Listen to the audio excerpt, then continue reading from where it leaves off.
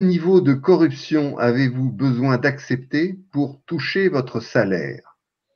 Alors ça, c'est terrible parce que malheureusement, la plupart de ceux qui sont engagés dans la masse salariale sont obligés de prêter allégeance et ils ne se rendent pas compte de la force qu'ils portent en eux, à laquelle nous allons recourir, qui est la force de la dialectique du maître et de l'esclave, qu'Hegel nous a si bien décrit et que nous n'avons pas assez encore utilisé, parce que ces gens-là qui sont salariés portent la plus-value de ceux qui vont gagner leur vie sur leur travail.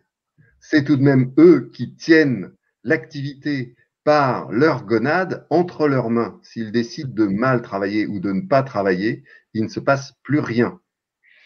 Donc, la seule manière de sortir de cette crise, c'est de retourner à la réalité, à la vérité des faits, et d'affranchir les individus en leur expliquant que seule la vérité les sauvera. Et tous ceux qui sont dans le mensonge et qui ont tissé des liens pyramidaux dans cette relation d'inféodation et de transfert de responsabilité dans l'occultisme total de la prise de décision, tous ces gens-là vont s'écrouler. Magnifique. Un immense merci pour cette parfaite chute, en fait, parfaite fin pour ta première intervention, Marc, qui est absolument on spot, comme on dirait chez l'oncle Sam. Je te remercie, je te dis à tout à l'heure. Merci. Eh bien, on réessaye, mes chers amis et messieurs, dames, merci d'accueillir Sébastien de la chaîne La Vérité en Marche dans vos cœurs. Bonsoir Sébastien. Bonsoir Issam, bonsoir Marc. Est-ce que vous m'entendez? Sébastien, oui. On t'entend très bien. Parfait, Merveilleux. j'ai modifié quelques réglages, c'est bon, c'est parfait. Merci de m'accueillir dans cette émission. Merci à toi. Je vais aborder ton travail. Merci beaucoup. C'est un long travail de recherche et je vais essayer de vous amener la synthèse de ce travail de recherche qui est un travail qui est né d'abord d'une intuition, ou on pourrait dire du Saint-Esprit, selon l'angle dans lequel on le regarde. L'intuition étant plutôt un mot laïque, le Saint-Esprit plutôt un mot religieux. Et pour revenir sur ce que disait préalablement Marc, nous sommes dans une période effectivement de révélation, de vérité, de recherche de vérité. Et vous participez à cette recherche de vérité. Et je vais essayer de vous amener un élément qui va nous permettre de prendre de la hauteur par rapport à cette crise, et un élément qui se fonde essentiellement sur la spiritualité. Une spiritualité rationnelle qui prend ses bases dans le livre de la Bible, puisque comme vous avez pu le remarquer au cours des différentes interventions du président, il a souvent parlé par symbole et par signe.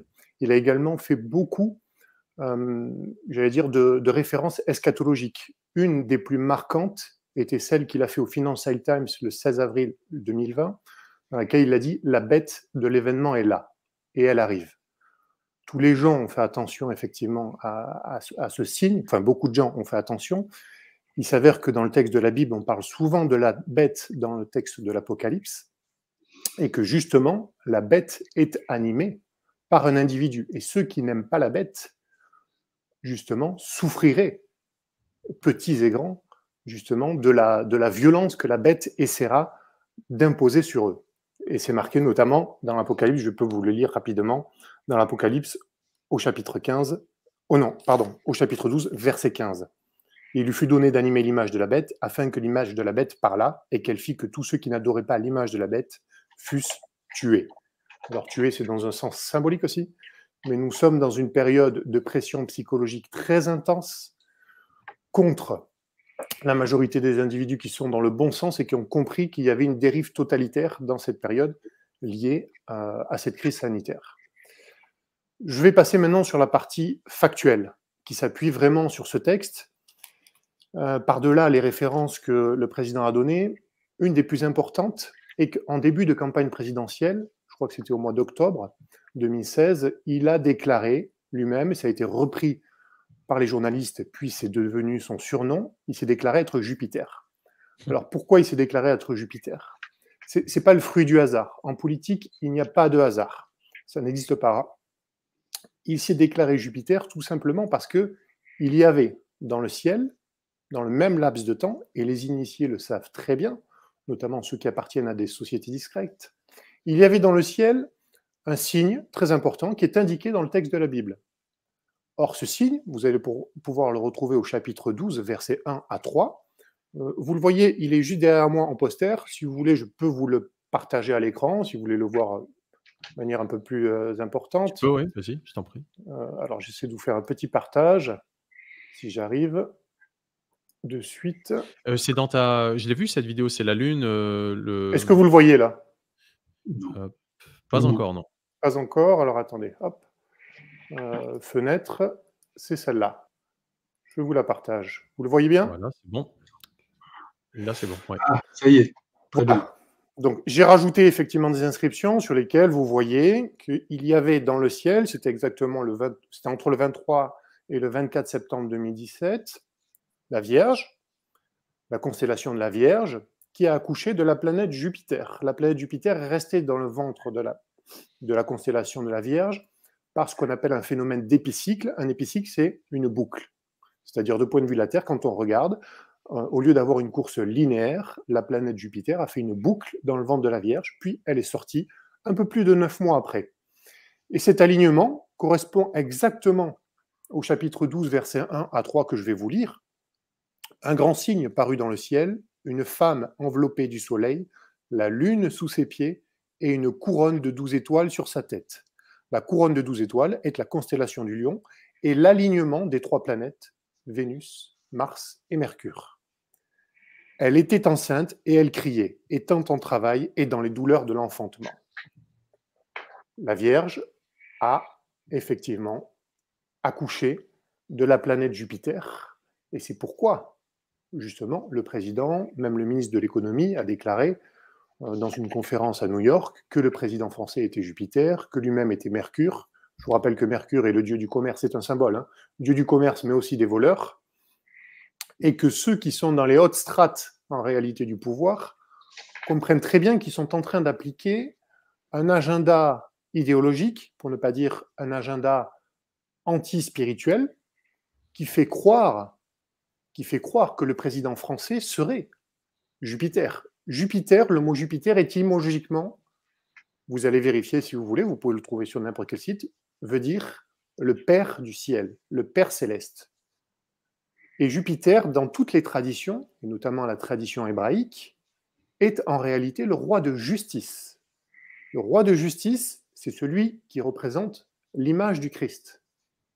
Ça signifie qu'en réalité, le président français se fait passer pour l'image du Christ, alors qu'en réalité, il est tout l'inverse. C'est pourquoi j'avance la thèse qu'il est en réalité la figure psychologique, la figure spirituelle, anti-spirituelle même on devrait dire, de l'antéchrist. Et c'est pourquoi il y a tout ce chaos en ce moment, que nous vivons en France et à l'étranger. Je vous rappelle que s'ils ont instrumentalisé cette crise et que conformément à la Bible, ils ont arrêté Babylone, Babylone étant le symbole de la marchandisation de tout l'Occident, du monde entier en réalité, ça veut bien dire qu'ils sont en train d'appliquer un agenda dit messianique. Il y a un auteur qui en parle très bien, c'est Pierre Hillard, qui s'est intéressé à la question. Vous pouvez retrouver quelques-unes de ses analyses dans les livres Chroniques du mondialisme, par exemple. Et vous allez comprendre qu'en réalité, il porte la marque de la bête, puisque c'est ce qui vient d'être affiché.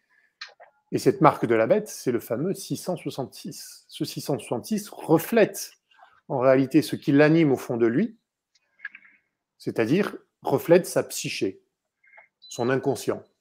C'est comme ça et c'est pourquoi nous vivons tout ce drame à l'heure actuelle, tout simplement parce qu'il a été mis en place par un pouvoir occulte, un pouvoir qu'on peut qualifier de malade, qui essaie d'imposer son idéologie, c'est-à-dire une idéologie perverse à toute la société, qui, selon, la vision dans laquelle il nous amène, est notamment celle de Klaus Schwab, qu'a rappelé M. Alatab, et c'est la vision du Great Reset, c'est-à-dire une vision transhumaniste, une vision matérialiste, une vision perverse qui nie le sacré, qui nie le divin à l'intérieur des individus, qui nie même l'existence de l'âme, le conseiller de Klaus Schwab étant Harari, Harari est un personnage, vous pouvez lire ses livres, qui nie totalement cette existence de l'âme, en fait, individuelle et immortelle, probablement parce qu'il ne le sait pas. Je ne vais pas faire plus long. Tout ce que je voulais vous dire, c'est que nous sommes à cette période et que cette synthèse qu'Essam vous a présentée dans la vidéo est une synthèse que j'ai réalisée pour justement vous donner des clés de compréhension, des clés spirituelles et rationnelles basées sur des faits. Et les alignements planétaires, personne ne peut les contester. C'est-à-dire, ils sont universels. Donc, n'hésitez pas à aller vérifier, à vérifier par vous-même. Je vous invite, je ne vous demande pas de me croire sur parole, hein, mais tout est vérifiable, tout est sourcé, tout est sincère.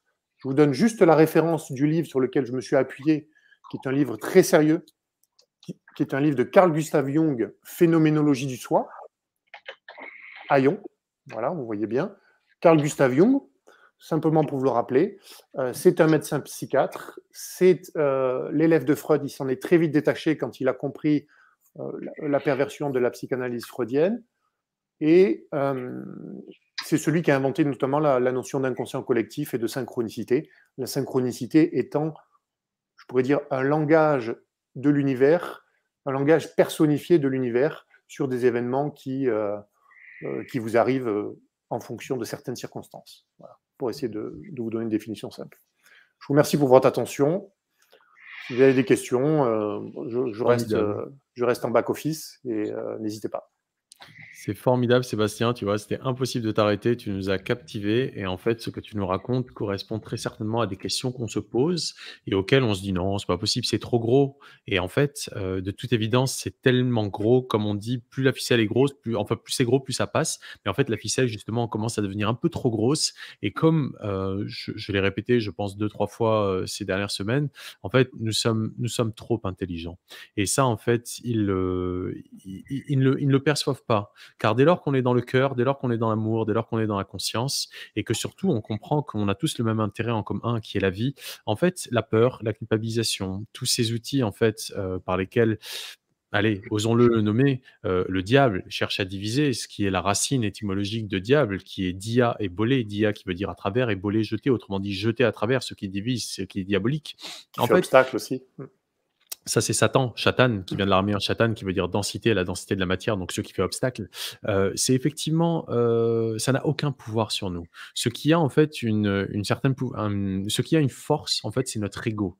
L'ego qui est pétri de peur, qui est pétri en fait de plein de choses, de plein d'impressions extérieures qui se sont imprimées en nous et qui restent en fait parce qu'on croit que c'est comme ça. Il faut sortir de la croyance et rentrer dans la foi. Autrement dit, être fidèle à soi. Et dès lors qu'on commence à entreprendre ce combat, qui n'est pas à l'extérieur, qui est à l'intérieur, car nos véritables ennemis sont justement toutes ces zones d'ombre que l'on n'a pas encore perçues et que eux ils manipulent, ils utilisent. Donc, peu importe ce qu'ils font, ignorons-les, mais co-créons ensemble un monde qui nous ressemble, à partir de nos convictions et donc de ce qui nous convient, et non plus de ce que l'on croit qui est possible, mais de ce que l'on veut vraiment, et qui correspond à la vie tout simplement. Donc, merci à toi, Sébastien. Avec grand plaisir. Merci beaucoup. Je pense qu'on veut seulement une société plus spirituelle, je pense. C'est ça, en fait. Et donc, avec plus de sacré. Donc, pas du tout. C'est le virage opposé du transhumanisme. Je pense qu'on sera tous d'accord là-dessus. La transcendance contre le transhumanisme, le matérialisme. Exactement. C'est ça. La dernière... Oui, je dirais, par rapport au transhumanisme, de comprendre ce que c'est que d'être humain, eh ben, je sais pas, bon, moi j'ai été papa et tout c'était totalement papa, mais quand tu tiens un bébé dans tes bras qui te regarde avec des yeux aussi formidables, avec autant d'amour, ben, c'est ça la vraie vie. Et être immortel, moi j'en ai rien à faire. Je fais mon temps puis je laisse la place. En fait, c'est simple d'être immortel. Il suffit de ne pas se confondre avec ce qu'on n'est pas. Car l'amour est immortel, la conscience est immortelle, la vie est immortelle. Rien n'est la proie de la mort, tout est la proie de la vie. La vie ne fait que se nourrir de la vie. C'est nos croyances qui nous limitent et qui nous font croire qu'on est ce que l'on n'est pas, qu'on est nos pensées, qu'on est nos émotions, qu'on est ce corps physique. Nous ne sommes pas cela. Être immortel signifie tout simplement se détacher du mensonge, de la fausseté, de la corruption et rentrer pleinement en résonance avec la vérité de qui on est. Autrement dit, devenir enfin intègre, réintégrer toutes ces parts auxquelles on a cru et qu'on a dispatchées, qu'on a dispersées et redevenir pleinement soi-même en s'alignant parfaitement autant verticalement qu'horizontalement et transversalement. C'est tout. Et là, on est immortel. Pourquoi ? Parce qu'on est sur un point fixe, dans l'instant présent, un éternel instant présent. Je suis bien d'accord. Juste pour peut-être je dirais simplement une petite remarque pour les gens. en philosophie, ou même on pourrait dire en spiritualité, il n'y a que 2 voies. Il y en a une qui vous fera croire qu'on est le produit d'une évolution darwiniste, c'est un mensonge. Et donc la négation de l'âme, ou plutôt qui considère l'âme comme uniquement des fonctions végétatives du corps, et l'autre qui est une vision spirituelle, qui est la vision platonicienne, socratique, et même avant, on pourrait dire, de l'Égypte, qui est en réalité que l'âme est une force vitale immortelle et immatérielle, et intelligente surtout. Donc en fait, il y a aussi une part d'immortalité en vous, et donc une part de souveraineté. C'est pourquoi il ne faut plus se soumettre maintenant, accepter cette souveraineté intérieure, se reconnecter à elle, c'est ce qu'il y a de plus important, et tous ensemble, en s'unissant, comme on fait maintenant, et comme on continuera le combat, je suis sûr qu'on arrivera à créer un nouveau modèle. J'ai bon espoir. Ouais. Tu es passionnant, Sébastien, et on pourrait parler des heures et des heures encore. Une dernière question par rapport à ton interview, parce que c'est comme ça que j'ai été inspiré en fait à t'inviter, et tu m'as proposé ce sujet qui est absolument remarquable. Donc merci à toi, et ça montre le spectre de tous tes centres d'intérêt et toutes tes capacités. Moi, ce qui m'a permis de te découvrir, c'était ton interview avec Nadine Touzeau, que j'ai dévoré, et que j'ai réécouté, et dont j'ai même fait un résumé pour ceux qui n'ont pas le temps de prendre les 3 heures. J'ai fait un petit résumé d'un quart d'heure.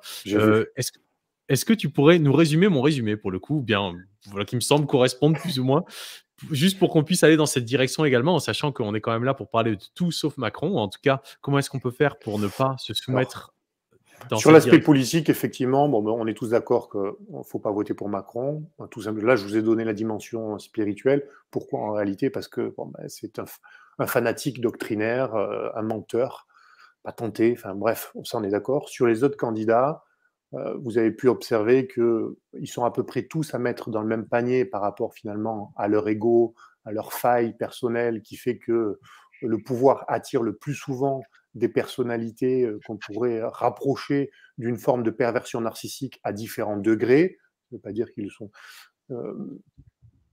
j'ai envie de dire voter malgré tout, éviter de... Enfin, en tout cas, c'est ce que je vais faire. Contre Macron, effectivement. Choisissez celui qui vous semble le plus juste, qui résonne pour vous, sachant qu'il n'y a, je vais dire, que des professionnels de la politique, donc que des beaux parleurs, que des, ce qu'on appelle en termes de philosophie, que des sophistes. Les sophistes, ce sont les communicants, ce sont les gens qui mentent, en fait, pour leurs propres intérêts, au détriment de l'intérêt général. Donc, il faut voter pour le moins pire. C'est ce qu'on a essayé de faire émerger avec Nadine. Il y en aurait 2-3 qui sont en bas du peloton, on va dire, qui seraient les moins pires et qui seraient potentiellement, j'allais dire, à la hauteur du job. Je ne veux pas vous influencer. C'est vous, vous pouvez regarder. Si tu peux donner quelques noms, ce serait très bien. Ça peut aider à réfléchir. Ça ne veut pas dire que tu nous imposes un choix, mais oui. On est tous un petit peu perdus parce que c'est vrai qu'il n'y en a pas un qui vaut mieux l'un que l'autre, a priori. Si toi, tu as de meilleures idées que nous, ça m'intéresse. Honnêtement, ils ne valent pas mieux les uns que les autres. Quand on regarde en coulisses, on sait que c'est à peu près les mêmes réseaux qui financent les différents candidats, même les nouveaux candidats. Par exemple, le dernier qui n'est pas un politique, M. Zemmour, on sait qu'il est financé par des réseaux qui sont proches de ceux d'Emmanuel Macron. Alors, il est plus... Moi, je donnerais un conseil, ce serait plus de voter pour quelqu'un qui est souverainiste. On est dans une période de transition. Oui. Donc, ça veut dire que le candidat qui va arriver, en espérant que ce ne soit pas Emmanuel Macron, sera un candidat qui ne va pas durer. Parce que le paradigme est en train de changer de manière trop importante. Et lui, lui et les autres, ils sont encore dans le vieux modèle de société. La société évolue vraiment vers une dimension beaucoup plus spirituelle, beaucoup plus proche de la nature, beaucoup plus proche de l'autonomie. Et celui qui pourrait le plus représenter ça, je ne sais pas, mais j'aime bien Jean Lassalle, c'est un bout en train, il commence à dire des choses, mais clairement, ça pourrait être un conseiller, mais pas un président. Dupont-Aignan, éventuellement, il pourrait être un président, mais je ne suis pas sûr qu'il ait lieutenant autour de lui qui lui permettrait d'être suffisamment solide pour ne pas être infiltré et finalement dévoyé dans sa politique. Éric Zemmour, c'est un souverainiste, mais il exacerbe les tensions parfois un peu trop avec des tensions qui sont liées aux religions, ce qui est dommage. L'avantage qu'il a, c'est que ce n'est pas un vrai politique, mais comme il est dans les tensions, voilà. Moi, je pense que comme 40 à 50% des personnes, ça se choisira au moment où, dans l'isoloir. C'est-à-dire que je vais prendre 3 et puis au feeling, je vais me dire, bon, allez, j'y vais sur celui-là. Ouais. Tu vas chercher l'inspiration à ce moment-là, quoi. Hein, voilà, exactement. Exactement. Mais comme beaucoup de gens, hein. Il y a beaucoup de gens qui ne participent pas. Donc, écoutons nos cœurs, écoutons nos cœurs. De tes propos, donc, écoutez votre cœur. Voilà, écoutez votre cœur. Pensez à la France. Pensez à un changement de paradigme. Pensez, bien sûr, à quelque chose de juste, celui qui vous semble le plus juste et qui résonne le plus en vous. Voilà ce que je peux dire, c'est tout. Voilà. Donc on a bien affaire en ce moment à une guerre psychologique, hein, et spirituelle alors. Ah, mais c'est avant tout une guerre spirituelle, hein. Enfin, idéologique bien sûr, mais derrière le paravent de l'idéologie, il y a la spiritualité. Et donc un combat entre ce qu'on appelle Satan, le prince du mensonge, qui enfante Lucifer, on va dire, Lucifer étant en fait l'imitateur pervers. C'est très bien expliqué dans le livre que je vous ai mis en référence. Hein. Ah, bon, donc lui étudie la psyché, il n'y a pas meilleur spécialiste au monde dans ce domaine. Je veux dire, c'est un érudit, donc je vous invite vraiment à le lire, hein, si vous voulez mieux comprendre. Hein. Il parle de la période. Le titre Aion signifie l'ère en grec. Et l'ère, c'est en fait le passage, pour faire court, du début de l'ère du poisson à la fin de l'ère du poisson, qui est un cycle, un grand cycle qu'on appelle un mois platonicien. En fait, un mois platonicien, ça dure à peu près 2600 ans. C'est dû, en fait, à la précision des équinoxes. Mais on ne va pas rentrer là-dedans, sinon ça serait trop long. On pourrait faire une autre émission dessus. Un immense merci, Sébastien. C'est passionnant et je pense qu'on aura l'occasion peut-être de continuer à explorer ces sujets sous un autre format. En tout cas, merci à toi d'avoir joué le jeu. Merci à vous. De cet input que tu nous as apporté qui n'est pas commun, vraiment, surtout sur un sujet aussi, on va dire, terre à terre que celui des élections. On nous fait croire que c'est aussi basique que voter pour le nouveau Roitelet. Non, il y a peut-être une dimension bien plus subtile et spirituelle que l'on ne perçoit pas, mais qui nécessite quand même que dans la matière, vu qu'on vit quand même on fait une expérience matérielle, que l'on soit extrêmement bien informé afin de prendre, entre guillemets, la moins pire des décisions. Exactement. Merci Sébastien. Merci à vous deux. Merci. Belle fin de soirée à toi. Bonne fin de soirée, merci. Donc, si vous souhaitez retrouver Sébastien, c'est sur sa chaîne Crowdbunker où il ne sera pas censuré. Il a une chaîne YouTube également, mais bon, vous savez, tout comme moi d'ailleurs, si vous voulez me suivre, suivez-moi plutôt sur Crowdbunker. Là-bas, on est à la maison. Alors que sur YouTube, on est un petit peu en territoire occupé, si vous voyez ce que je veux dire. Hein. On peut se faire couper le sifflet à n'importe quel moment. Eh bien, Marc, comment tu te sens ce soir ? Bien, mais il faut laisser la parole aux intervenants. Hein. Il y en a beaucoup ce soir, c'est super. Il y en a encore quelques-uns. Mais comment tu te sens, toi, avec tout ce qu'on est en train de découvrir, de vivre là ? Écoute, avec Sébastien, je trouve qu'il m'a donné une nouvelle définition de ce qu'est la spiritualité. Hein. C'est-à-dire une sensibilité au fait de vivre et de cette transcendance et aussi d'apprécier la vie, de vivre notre vie pleinement, d'y être présent.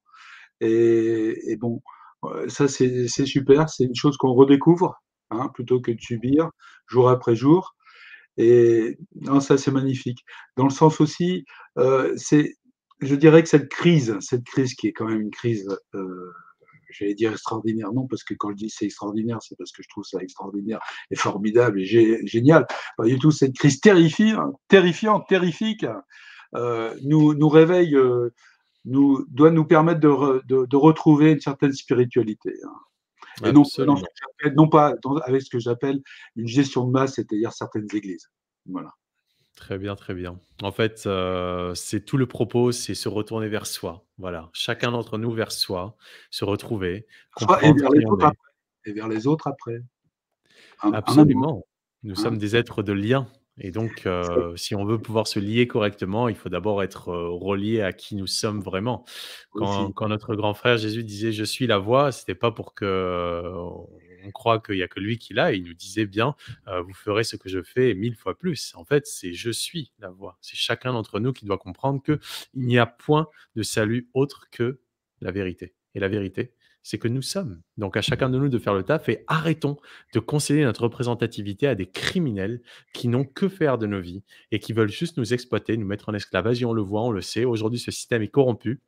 On en fait encore malheureusement partie parce qu'on est en territoire occupé. La France aujourd'hui est en territoire occupé par la République française. Et donc, il nous faut faire avec leurs règles. Mais plutôt que de faire le jeu du système en s'abstenant totalement de voter, il nous faut exprimer notre voix de la manière la plus intelligente qui soit, vraiment, avec le moins pire des choix.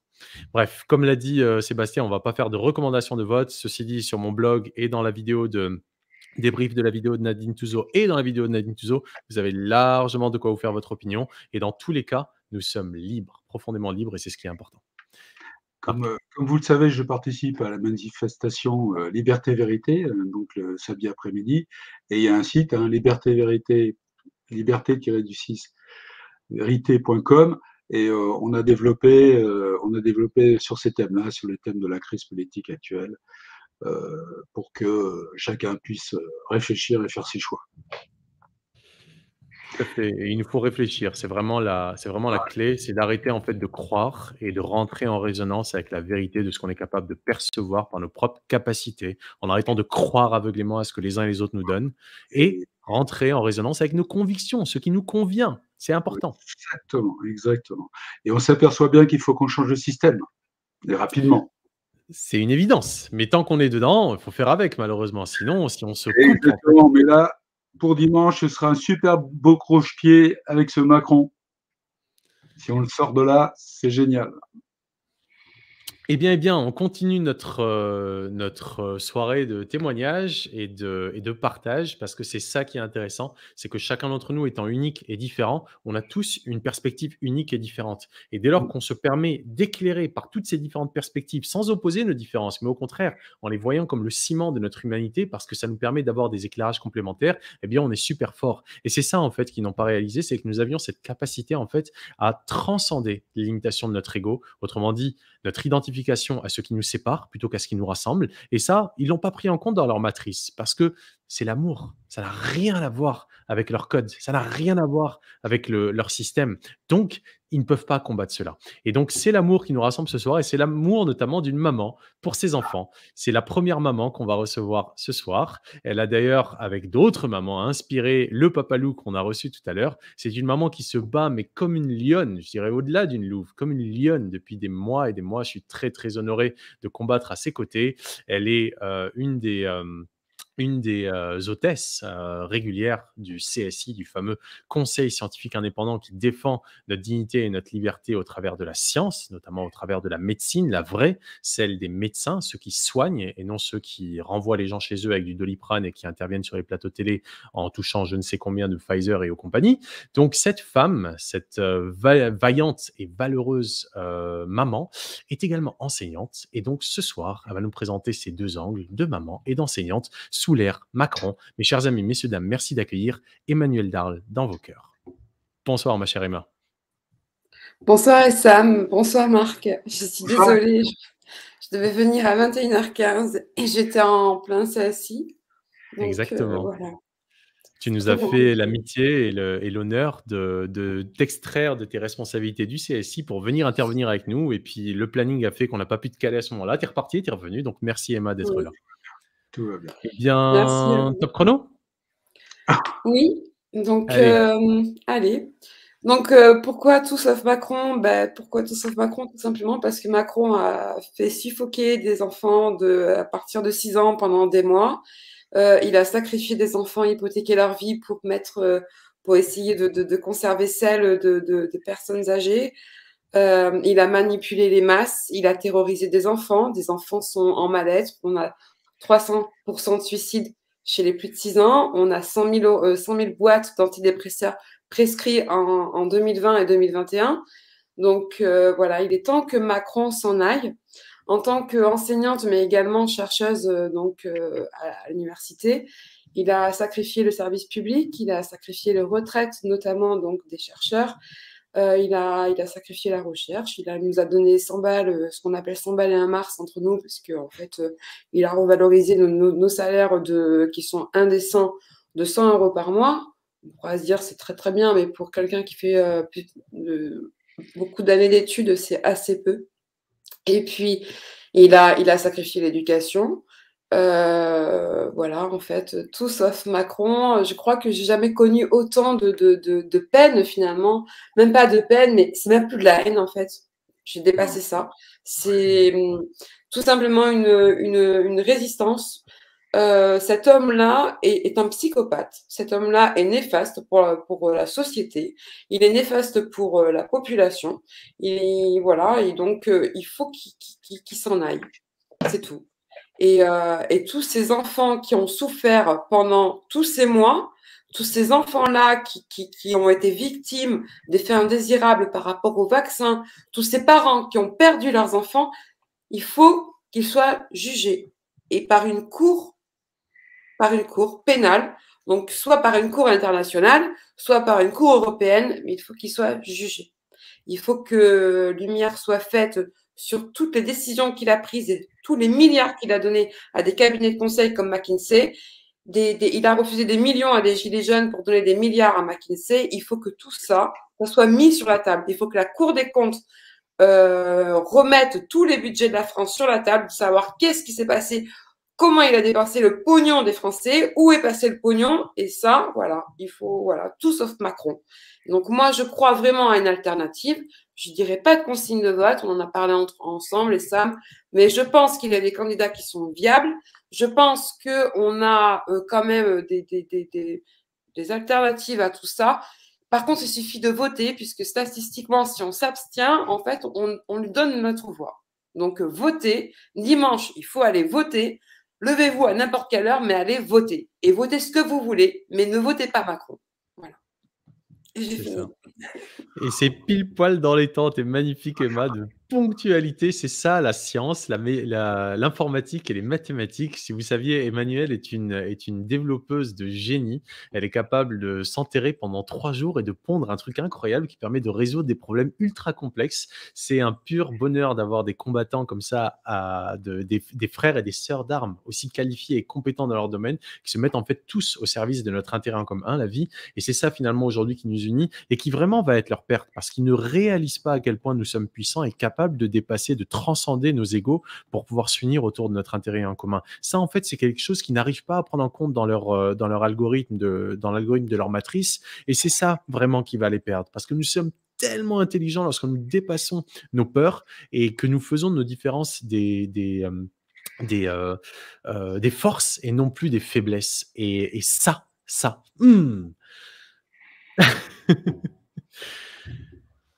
Voilà. Écoutez, ben merci en tout cas. Je vais retourner au CSI. Merci Emma. Une dernière info, je pense savoir que tu as un livre en cours de... Alors oui, je suis en train de finir un livre qui s'appelle « Ne touchez pas à nos enfants ». Donc il y a déjà eu de nombreuses préventes. Donc c'est un livre donc, qui rassemble des statistiques. Donc c'est l'impact de toutes les mesures sanitaires donc, sur la santé des enfants. Ça recoupe, ça rejoint en fait ma présentation que j'ai faite à l'International Covid Summit donc la semaine dernière, donc l'ICS en fait, qui a été diffusée donc à Marseille. Moi je suis passée donc à Massy le 1er avril. Alors c'est pas un poisson d'avril. Hein. J'ai pu rencontrer Robert Malone qui est vraiment passionnant. Et donc ça c'est un livre donc autour des statistiques, mais également autour des témoignages, puisque les chiffres derrière les chiffres ce sont des personnes. Et donc, j'ai voulu en fait concilier les deux pour avoir vraiment une dimension à la fois mathématique, scientifique, mais également très humaine. Voilà. Dis-moi, Emma, est-ce que tu as quelques conseils pour, comment dire, qu'on puisse récupérer tous ces dégâts auprès de nos enfants? Alors, pour vous dire, j'étais en fait au CSI parce que demain, en fait, je passe à l'OPEC.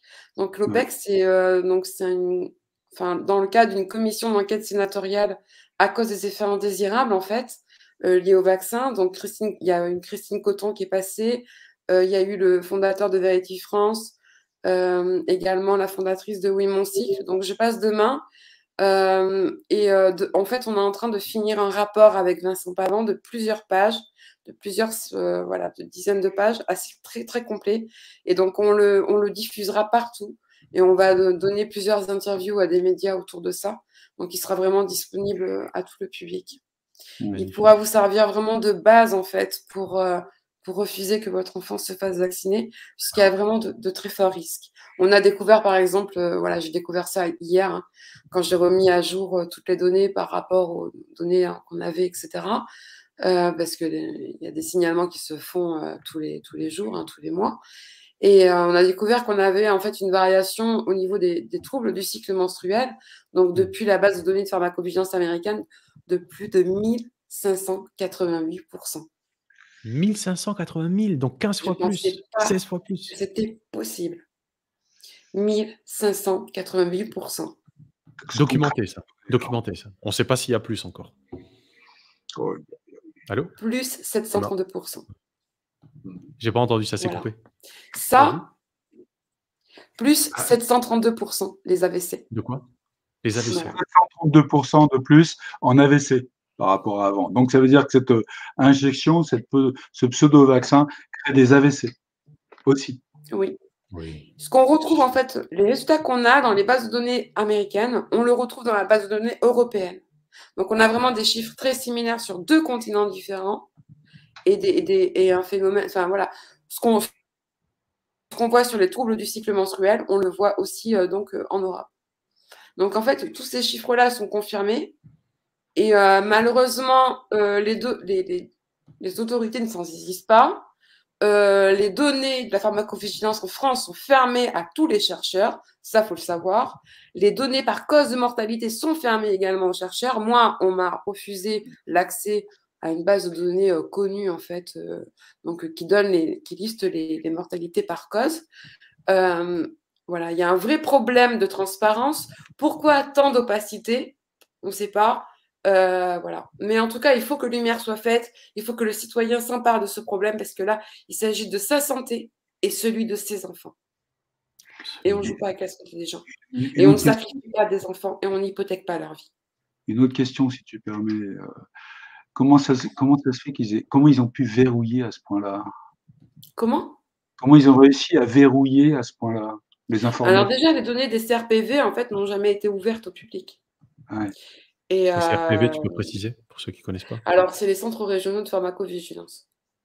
Donc, ils n'ont jamais été ouverts au public, en fait. Mais au-delà de ça, c'est que autant ils ont ouvert les données du Covid. Moi, d'ailleurs, j'ai été surprise. Autant les données de la vaccination sont fermées. Et donc, le but, c'est quand même de pouvoir avoir accès à ces données-là. Puisque, en fait, il y a eu des études qui ont confirmé finalement ce qu'on disait en juillet. En juillet, on disait, attention, il y a un risque de myocardite chez les jeunes garçons. Ce qu'on disait en juillet. Ça a été confirmé par l'étude EPIPHAR, donc qui est sortie par le gouvernement, où ils ont confirmé ce risque. Mais ils l'ont confirmé des mois plus tard. Donc, une fois que c'est fait, c'est fait. Il va y avoir un sacré ménage à faire. Ouh là là. Ben, en fait, moi, je pense que, en fait, clairement, hein, je pense qu'on est face à un scandale d'État. Un scandale d'État beaucoup plus grave que même que le sang contaminé. Ah oui, et dans les années qui vont suivre, ça va être des générations entières qui vont être victimes. Donc là, il va y avoir, ça va être moi je pense que ça va être une boucherie en fait, tout simplement. J'en profite, Emmanuel Aïssam, pour dire à tous ceux qui participent à ça, mais arrêtez vos conneries, parce qu'on va venir vous chercher. Alors arrêtez maintenant, là on vous pardonnera, mais pas dans 15 jours, ok? Pas dans 15 jours, les gars. Il faut arrêter. Et en fait, le seul moyen pour qu'ils arrêtent, c'est que nous nous redressions. C'est que nous nous recréions une colonne vertébrale où nous refusons ce qui ne nous convient pas. Et donc, ce vote de dimanche n'a pas vocation à voter pour un candidat pour maintenir un système. C'est un vote de rejet total, mais on fait le choix le moins pire qui va nous permettre de faire une transition en douceur, vers un monde que nous allons co-créer, où la science va être vraiment menée par des scientifiques, où la société va être animée par des valeurs qui viennent du cœur et non plus ni par l'argent ni par le pouvoir, mais au contraire par la vie, par le vivant, par l'amour. Et Ça peut sembler un peu, entre guillemets, bisounours, mais croyez-moi, je ne suis ni bisounours ni mystico-gélatineux. S'il y a un combat à mener, on le mène, mais en sachant qu'est-ce qu'on cherche au final en face. Est-ce qu'on cherche encore plus de violence ou est-ce qu'on cherche à s'extraire de la violence et aller vers un monde où en fait on pourra vivre et arrêter de survivre. Donc voilà, il faut changer un petit peu la manière qu'on a de raisonner le monde, de penser, de réfléchir le monde et voir en fait qu'est-ce qui résonne profondément en nous pour faire les bons choix. C'est ça aujourd'hui notre invitation,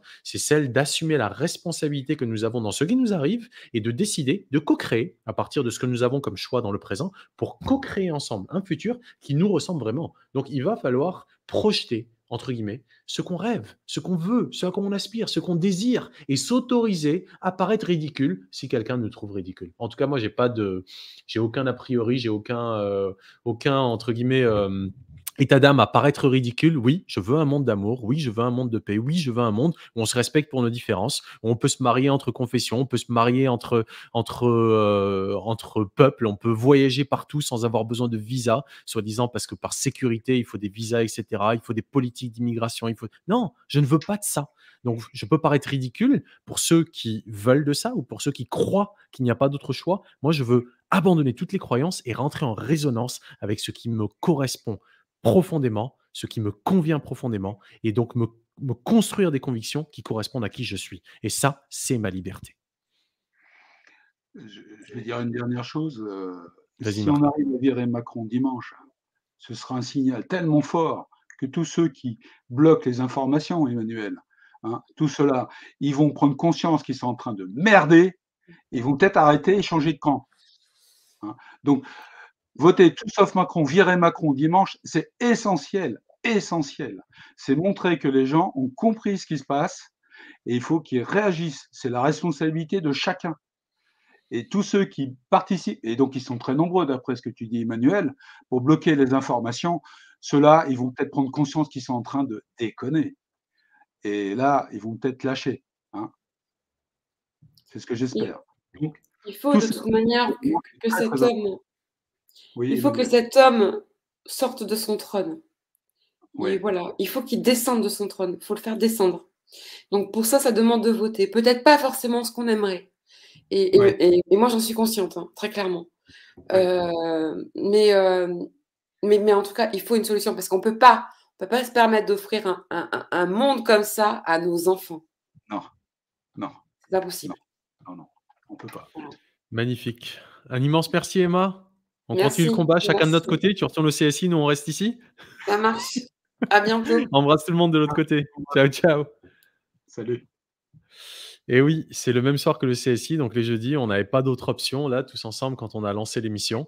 Et donc, c'est un jeudi à 21h. Donc, je sais que malheureusement, parfois, il faut faire des compromis. Bon, ça vous fait double ration de replay pour ceux qui regardent les deux. Et sinon, pour les autres, il faut choisir l'un ou l'autre. En tout cas, merci à vous d'être avec nous là ce soir. Donc, il n'y a pas d'histoire de consigne de vote, mais c'est intéressant de regarder le travail qu'a fait Nadine Touzeau de profilage. Vous trouverez donc ce qu'on appelle l'executive summary, le résumé des cadres sur ma chaîne, que j'ai fait le truc rapide d'un quart d'heure, parce que si on mettait cette vidéo qu'a faite Nadine sur YouTube, elle serait certainement strikée, censurée, la chaîne strikée, etc. Donc c'est pour ça que j'ai fait ce petit résumé. Et vous avez la vidéo complète, donc liée à partir de ma chaîne, à partir de la vidéo sur ma chaîne, vers la chaîne Crowdbunker de Nadine. Et donc, c'est intéressant d'être informé. Voilà. Ensuite, on fait ses choix en son âme et conscience sur la base de nos propres convictions, de ce qui nous convient. Et c'est ça qui est important. Il n'y a pas d'histoire de consigne, faites comme moi ou faites comme lui ou faites... Non. Voilà. Il faut qu'on revienne à une souveraineté individuelle, mais en comprenant bien qu'on a tous le même intérêt collectivement. Voilà. Marc, on accueille notre invité suivant ?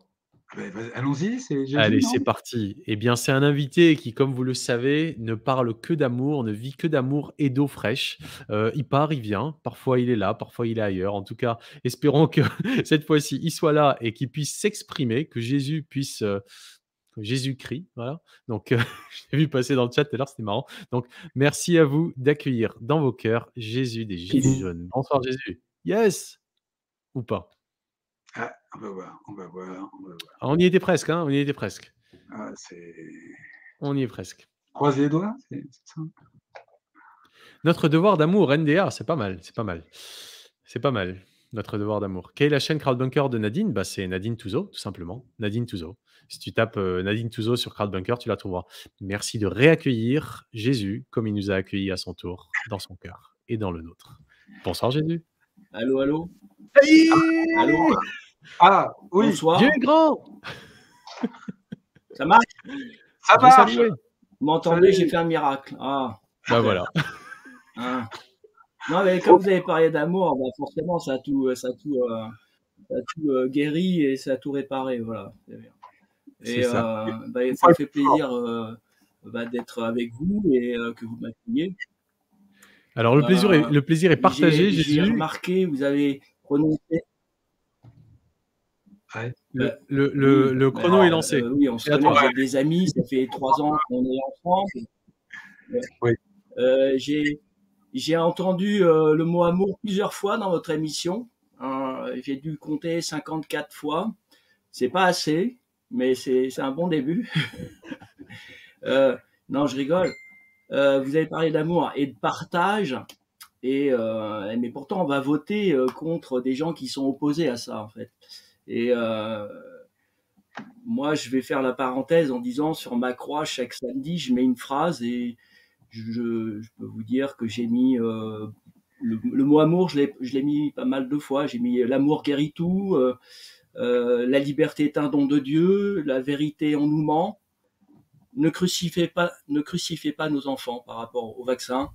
Et j'ai planté des graines à Vincennes, à côté du temple bouddhiste, pour dire, déjà il y a 2 ans, je chantais qu'il faut préparer un nouveau monde, comme tu l'as dit, Yassan, et j'en ai la conviction depuis longtemps, c'est que, en fait, tout sauf Macron, j'aime bien votre logo, mais en fait, je suis pas vraiment d'accord sur cette accroche, parce que il faut mettre tout sauf lui, quoi. Il faut pas prononcer son nom. Ça le fait exister et il faut pas le faire exister. C'est comme s'il faut s'en exorciser et on n'y arrive pas et vous l'avez toujours dans votre esprit. Et l'exorcisme, c'est de envoyer de l'amour à notre ennemi. C'est ça qui est le plus dur. Et là, ou alors il faudrait mettre enfin, trouvons un vrai président. Mais même si cela est encore un peu utopique, car aujourd'hui on doit voter pour 12 personnes, je vais pas dire 12 apôtres, hein, c'est plutôt 12 salopards, hein, comme dans le film qui étaient des condamnés aux travaux forcés, à la peine capitale, hein, c'est un peu ça, on fait avec. Vous avez dit tout à l'heure, ouais, on veut un nouveau monde, mais pour l'instant on n'a que ça, alors on va voter pour eux, alors avec qui on va voter même si c'est pas bon. En fait, ils sont tous copains, ces 12, pour moi. Ils sont de la même secte. C'est la secte du mensonge, alors que nous, on cherche la vérité. Et les présidents, je suis obligé de revenir un peu à l'histoire. Les présidents, en fait, ont coupé la tête des rois. Et à l'époque, les rois, je pense que, sans être royalistes forcément, étaient spirituels et matériels. Et c'est ça qu'on a coupé, en fait, aujourd'hui. Et la lumière qui n'est plus là, bah, c'est d'avoir coupé la tête de ces rois qui parlaient à la première personne du pluriel, disaient nous sommes. Ils ne sont pas comme Macron à dire je suis. Il y a toujours un ego énorme. On sait qu'ils font on va pas dévoiler toutes les magouilles qu'ils font, etc. Il faut mettre du positif. On le sait. McKinsey, pour les APL, pour 5 € en moins, ils ont demandé 5 millions. Enfin, c'est lamentable. C'est des escrocs. Il y a un procès. J'espère que on va comprendre qu'on vote pour des voyous, quoi. Et voilà. Je peux continuer ou vous me posez des questions? Bah écoute, tu as explosé les 3 minutes, mais c'est tellement plein d'amour qu'on ne peut pas t'arrêter. Et donc, tu es libre de continuer. Ouais. Tu nous as tellement donné déjà, tu peux continuer. D'accord. Bon, alors, je voulais, comme vous l'avez dit, de préparer un peu des petites notes. Je vais faire très vite. Je vais revenir à des choses qui sont anciennes, mais qui sont encore actuelles. C'est un philosophe à l'époque des Lumières, à l'époque de la Révolution, Joseph de Maistre, avait dit « Dieu donne à la franchise, à la fidélité, à la droiture un accent qui ne peut être ni contrefait ni méconnu. Voilà, il écrit des belles phrases comme ça, où une constitution qui est faite de toutes les nations n'est faite pour aucune. C'est à l'image de l'Europe. Déjà à l'époque, il y avait déjà cette lumière. Toute nation a le gouvernement qu'elle mérite. Ça, je trouvais ça fort aussi. Et une chose un peu pessimiste mais vraie, qui est toujours actuelle, c'est la terre entière continuellement imbibée de sang n'est qu'un autel immense où tout ce qui vit doit être immolé sans fin, sans mesure, sans relâche, jusqu'à la consommation des choses, jusqu'à l'extinction du mal, jusqu'à la mort de la mort. Voilà, donc les choses n'ont pas vraiment changé, quoi. Une autre phrase de Joseph de Maistre, les fausses opinions, comme celle d'aujourd'hui, ressemblent à la fausse monnaie qui est frappée d'abord par de grands coupables, des escrocs, et dépensée ensuite par des honnêtes gens qui perpétuent le crime sans savoir ce qu'ils font. En fait, on est tous des collaborateurs en fait de ces voyous qui gouvernent. Et donc le peuple est en connivence. Une dernière phrase. La dernière phrase, elle serait de dire que Joseph de Maistre, c'était un père de la philosophie contre-révolutionnaire, c'était une lumière qui fait comprendre que la révolution n'a rien changé. Donc, nous nous trompons de chemin avec ces élections, et il faudrait que, en fait, tout le monde vote blanc. Le problème, c'est que le vote blanc n'est pas considéré et n'est pas comptabilisé. Il faudrait annuler les élections pour faire comprendre que oui, et comme tu disais, Yassine, il faut vraiment créer ce nouveau monde. Et normalement, les Gilets jaunes, on devait faire cette révolution, et on va la faire, cette révolution de lumière, pour que ce vrai monde arrive, qu'on crée une société de partage et qu'on y arrive. Hein. Il n'y a pas de partage équitable. Il y aura toujours une révolution tant qu'il n'y aura pas de partage équitable. Là, les abus qui sont faits aujourd'hui sont monstrueux. Ils ont été trop loin. Et le problème, c'est que les gens qui vont faire les jugements de ces gens sont déjà des copains à eux. Donc, et de savoir aussi que Macron, on le sait, tous les votes sont truqués, passent effectivement sont du papier, mais après ils sont mis dans un logiciel informatique qui peut piquer les voix à Mélenchon, à qui que ce soit. Il va pouvoir passer si on n'arrive pas à compter vraiment toutes les voix. S'il faut vraiment compter dans toutes les mairies, le message qu'il faut passer, c'est compter toutes les voix des papiers, les comptabiliser sur papier avant que ça passe en informatique pour pouvoir vraiment contrôler la supercherie qui a souvent eu, en fait, même aux élections précédentes. Donc, il y a des gens qui font des statistiques, les journaux font des statistiques, et en fait, ils sont en connivence avec les résultats. Pour être crédibles, ils font une statistique de 30% sur Macron, et après, l'informatique va pouvoir faire les 30%. Donc, on est pris au piège. Donc, il faut plutôt démonter le système et toute cette arnaque qui est faite derrière les élections, où s'il a envie de passer, il passera. Il faut savoir qu'il y a une amie, j'ai fait un respect ce soir pour Isabelle Pereira, qui a été, c'était une gilet jaune qui avait dit des choses très très importantes sur les élections qu'il va y avoir. D'ailleurs, il y a une vidéo qui va peut-être circuler, parce que j'ai entendu qu'elle a beau être décédée, cette vidéo existe. Elle a été retrouvée morte à Saint-Malo, on ne sait pas pourquoi, alors que 2 jours avant, on était avec elle en manifestation, parce qu'elle allait dire la vérité. Donc la vérité, elle n'est pas bonne à dire, mais il va falloir qu'on puisse dire la vérité sans être tué comme elle a été faite certainement. Voilà. Un grand respect pour Neigé et puis pour Isabelle Pereira qui sont partis d'une drôle de manière. Sans être suspicieux. Bon, voilà, il faut qu'ils nous aident au ciel à gagner notre combat, et c'est dans l'amour, comme vous disiez, qu'on va y arriver. Amen. Merci à toi, Inch'Allah. Jésus. Merci. Merci pour ce message d'espoir et de réalisme, malgré tout, car c'est important de prendre en compte le monde dans lequel on vit et de ne pas s'isoler dans une forme Bien sûr. de rêverie. Et tu le fais très bien, donc avec amour, mais avec fermeté, comme d'ailleurs le Christ dans le temple avec les marchands. Voilà. La justice, la vraie justice, elle est divine, hein, et donc il faut revenir à la justice. Et même Jésus, c'était un grand révolté. Hein. C'est pour ça que je dis, c'est le premier gilet jaune qui a existé. Hein. Il a chassé les marchands du temple, et c'est ça qu'il faut faire. C'est ça. Et c'est en cours. Voilà. C'est en cours. Et ça dépend de chacun. Merci pour ces militants. Pardon ? C'est en cours. Ouais. Merci François. C'est en cours, ouais, c'est un travail de chacun, bien sûr. Ouais. Absolument. Un immense merci à toi. Pour tout le travail que tu fais, cette représentativité. Merci à vous de cette invitation et puis à très bientôt.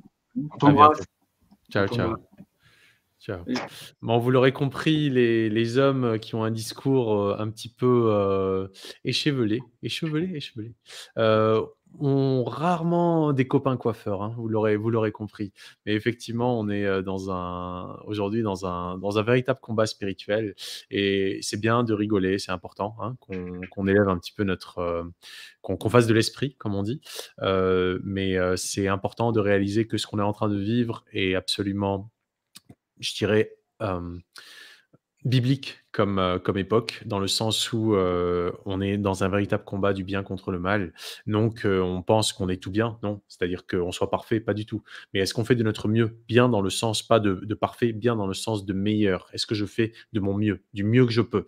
Eh bien, si je fais du mieux que je peux, ça veut dire que je suis aligné avec mes valeurs. C'est-à-dire j'accorde de la valeur à ce qui me correspond. Je suis congruent, je suis aligné. Donc, je suis résistant. Pas résistant dans le sens de fermeté, mais résistance dans le sens de je dure sur la durée. C'est une forme de résilience, c'est-à-dire je ne vais pas m'écrouler à la moindre attaque. Et littéralement, ce qu'on est en train de vivre aujourd'hui est un combat, en fait, où on a besoin de tous les soldats, en fait, que chacun d'entre nous fasse de son mieux dans notre intérêt en commun, en réalisant que effectivement l'ennemi en face ne veut pas notre bien, et que nous, en tant qu'êtres humains, le bien-être est fondamental, donc se faire du bien est fondamental. Mais ensuite, qu'est-ce qu'on fait à partir de ce bien-être? Est-ce qu'on agit dans le sens de notre intérêt, ou est-ce qu'on agit contre notre intérêt? Autrement dit, est-ce qu'on accepte de se laisser corrompre par le mal qui vient et qui nous attaque par la peur ou la culpabilisation? Donc, c'est un petit peu toutes ces questions, tous ces enjeux-là qui aujourd'hui sont cruciaux pour chacun d'entre nous, hein. On a affronté nos pires peurs, nos pires démons, là, ils sont en train de se manifester. Et tant qu'on ne se sera pas chacun aligné, ou en tout cas un maximum d'entre nous qui vibreront entre guillemets haut, tant qu'on ne se sera pas suffisamment aligné, eh bien le mal continuera à nous dominer par la peur et la culpabilité. C'est tout. Voilà. Mais ça peut s'arrêter juste comme ça, hein. Juste comme ça. Ouais, exactement. Il y a tellement de gens qui ne peuvent pas, qui n'arrivent pas à voir ce qui se passe, parce qu'ils ont peur de comprendre, hein. Et ça aussi, je le comprends. Ils ont envie de rester dans leur quotidien parce qu'ils pensent que demain ce sera pareil qu'hier. Voilà, il suffit d'eux, puis je vais avoir mon salaire le mois prochain, je vais pouvoir payer, etc. C'est tellement difficile de comprendre cette maltraitance qui se passe contre les gens. C'est tellement incroyable. Mais cette maltraitance, elle est bien là. Elle est bien là. Elle est bien là. Hein. Faut ouvrir les yeux, quoi. Eh bien, on arrive, je pense, au terme de notre émission, à un intervenant ou deux près. On aura peut-être une surprise de fin d'émission, car les jeudis sont des soirées assez occupées du côté de la résistance. Eh bien, peut-être qu'on aura une invitée surprise de fin de soirée. Pour l'heure, merci, mes chers amis, messieurs, dames, d'accueillir un des piliers de cette émission, même si Marc et moi en sommes le visage. Il y a un certain nombre d'autres participants, d'autres citoyens engagés qui participeront concrètement à la réalisation de cette émission. Et c'est justement Laurent Chrétien-Marquet, qui en est à l'origine de l'idée. Voilà, donc merci encore Laurent, et merci de l'accueillir dans vos cœurs, mes chers amis, messieurs, dames. Merci d'accueillir Laurent Chrétien-Marquet dans vos cœurs. Bonsoir Laurent. Bonsoir Laurent. Bonsoir. C'est toujours un plaisir. Et chacune de ces émissions a été extrêmement forte. Chaque minute est vraiment porteuse de messages et porteuse aussi est une source de courage. Message, courage, c'est-à-dire de révélation. Chacun des intervenants. C'est un peu coupé. Ah, je crois que ça s'est figé. Un véritable éclairage fort et très émouvant, quel que soit, là, à chaque émission, et ce soir, ça a été pareil, j'ai été bluffé par les interventions. J'ai plus tous les noms en tête, mais de Morad Latab qui a été très, très fin, très poétique, du Papa Lou qui a montré un courage, une détermination extraordinaire, je crois, Françoise, c'est ça, du CSI, hein, voilà, extraordinaire. Et vraiment, de chacun.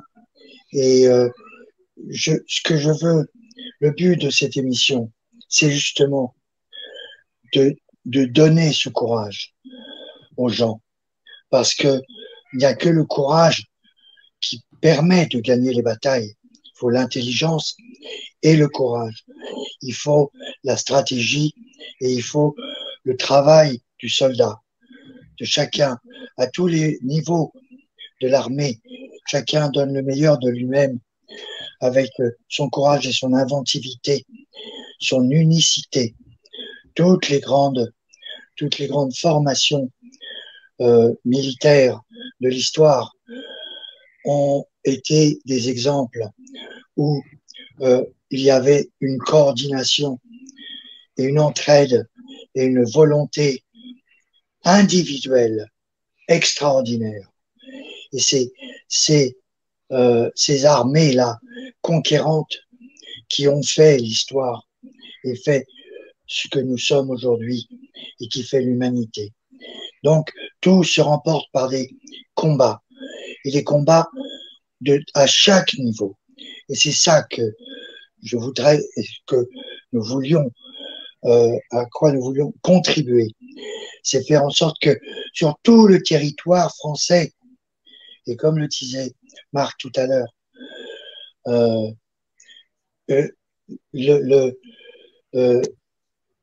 chacun doit pouvoir se réveiller,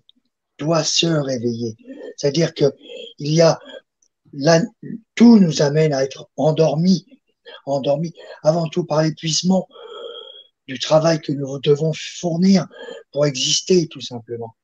Et donc, on a d'autres chats à fouetter que la politique, dont nous avons espéré que les politiciens s'occupent. Il se trouve que nous faisons aujourd'hui, nous avons passé un cap historique, qui est la fin du capitalisme, qui est l'épuisement du capitalisme, et qui aboutit à une éruption, à quelque chose d'énorme, à savoir que les grands fonds de pension américains ne peuvent plus survivre que par la spoliation. C'est-à-dire qu'ils se sont engagés, ça s'appelle des Ponzi. C'est-à-dire on s'engage sur un certain rendement du capital. Mais ce rendement n'est pas possible, intrinsèquement, mathématiquement. Donc la seule solution à ce moment-là est la conquête spoliatrice. On fait la guerre sous telle ou telle forme. Et cette guerre aujourd'hui, c'est la guerre du virus et du vaccin. C'est-à-dire qu'il s'agissait d'imposer le monde entier à verser 30 € par trimestre sous la forme d'un vaccin, peu importe, n'importe quelle saloperie, du moment que ça permet de prélever par habitant 30 € tous les semestres. Donc, c'est un comble. C'est parce que le capital s'est engagé, comme avec Madoff, à verser des intérêts qu'il est impossible de verser parce que ça ne correspond pas au gain de productivité. Donc, c'est un problème systémique extrêmement profond. Donc, la seule façon aujourd'hui de résister à cette guerre qui nous est faite et qui vise à nous réduire et à nous anéantir, à faire de nous de vrais esclaves pour pouvoir payer le capital, eh bien, la seule façon, c'est que chacun se réveille, comme disait Marc tout à l'heure, et dise, eh ben, je vais pas, c'est faux, je vais pas pouvoir échapper à la conscription, échapper à la bataille. Je dois y aller. Donc,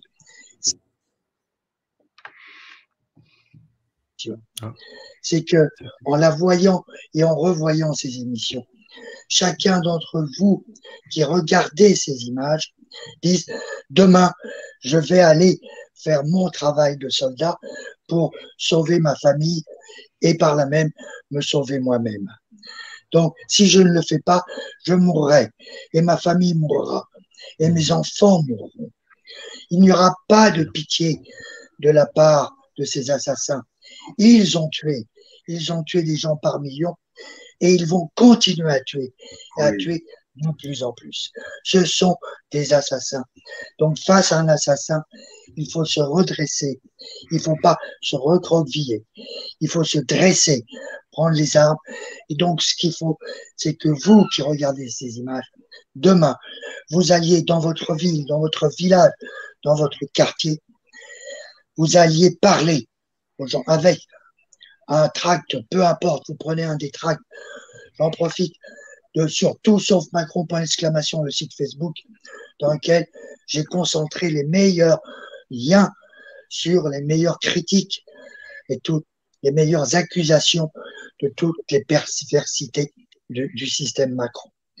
Et vous y allez vous-même individuellement.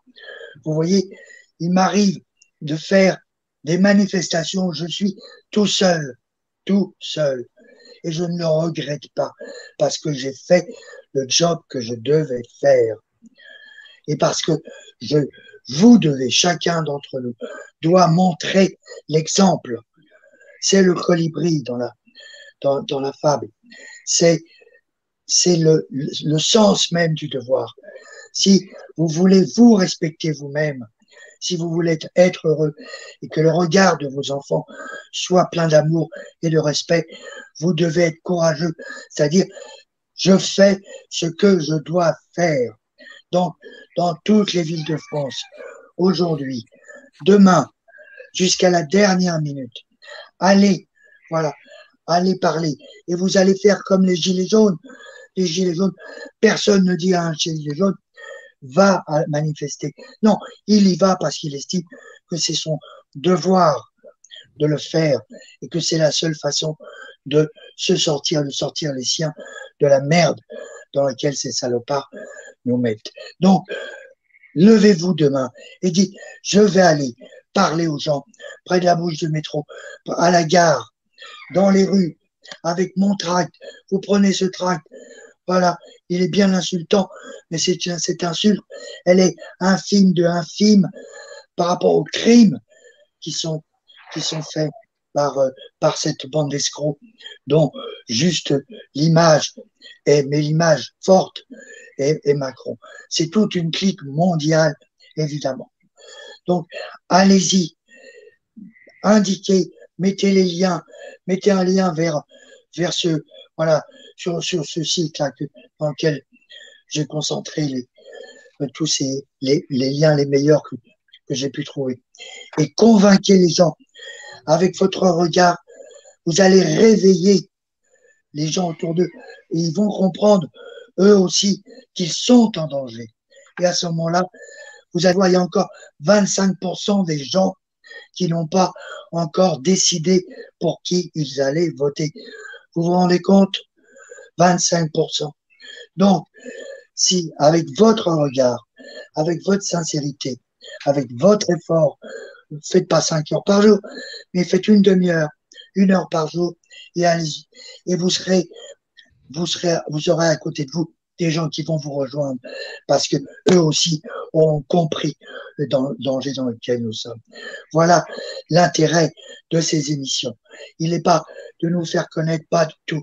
Il est de sauver nos vies et de faire notre boulot, comme les poilus de 14 et les femmes dans les usines en 14-18 ont fait leur boulot, les uns en allant, montant à l'assaut, en se faisant tuer, et les autres en travaillant comme des dingues dans les usines pour fabriquer les armes.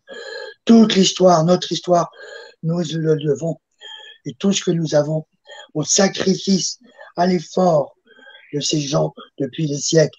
Continuez dans la tradition de vos ancêtres, hein, d'où qu'ils soient, tous les Français,